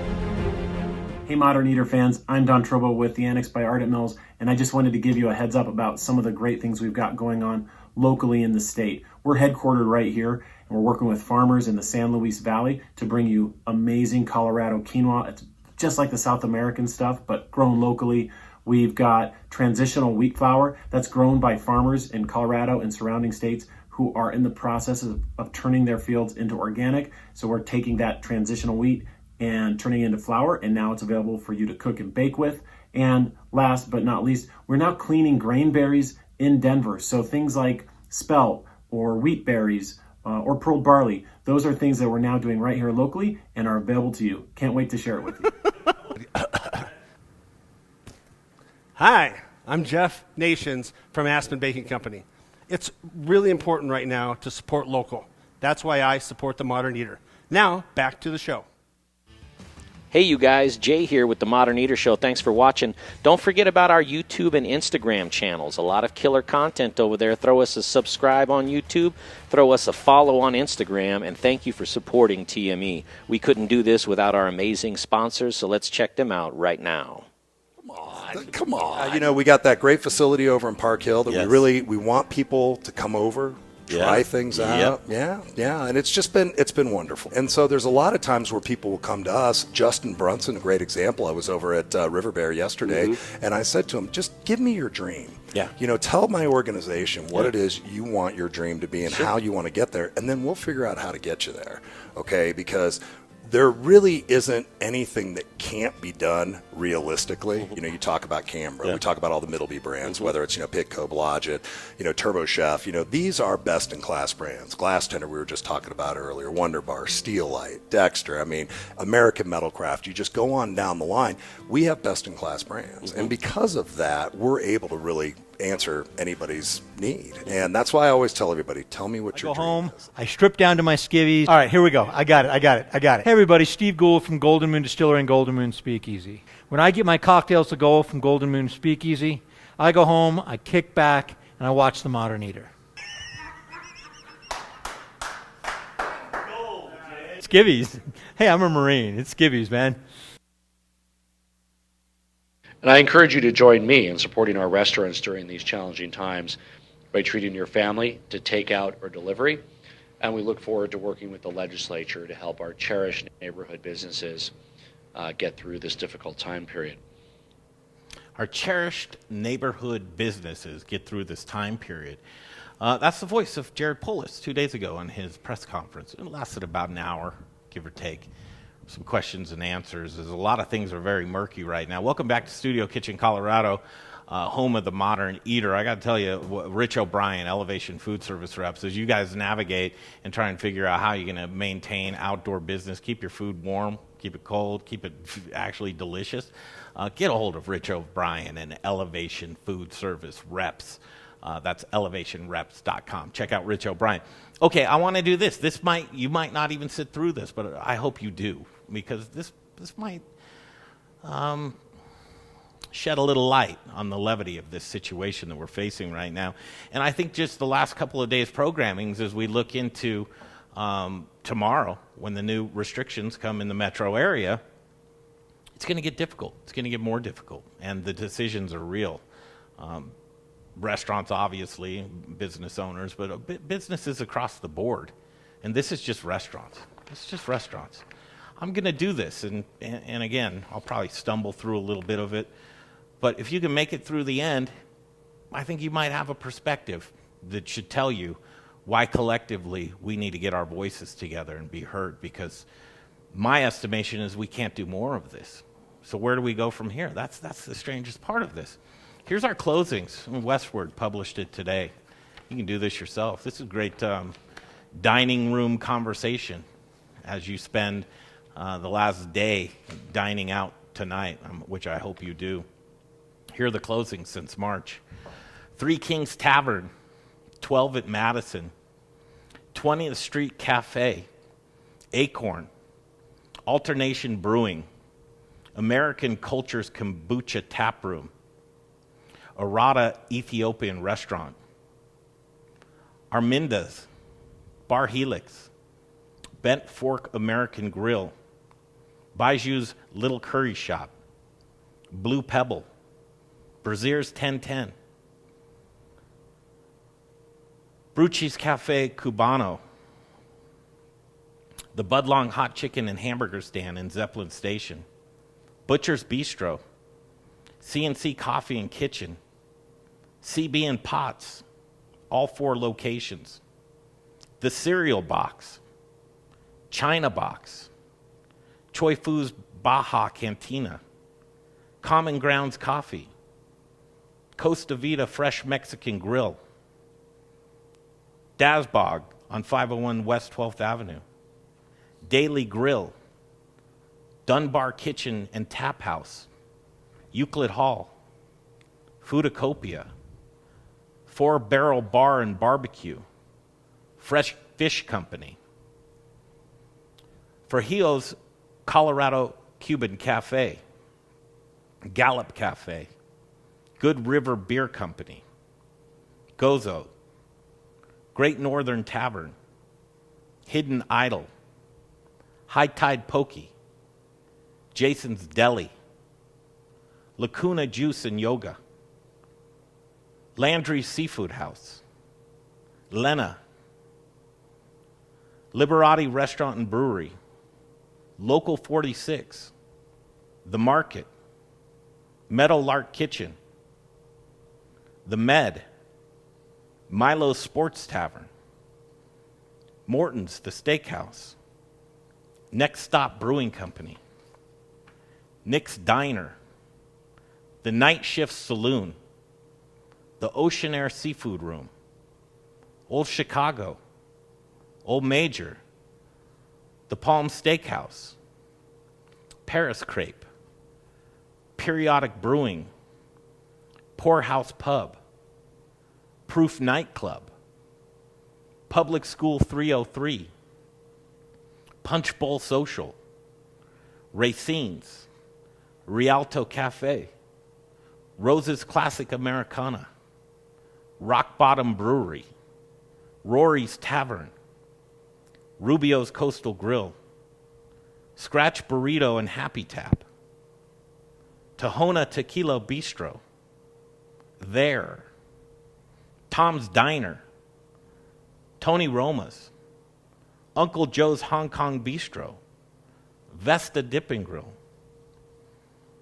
Vita Perla, Village Tavern, Yellow Belly, Zadie's Deli, Zephyr, Zolo Grill. We'll see you tomorrow, back here, 2 p.m. The Modern Eater Show will continue.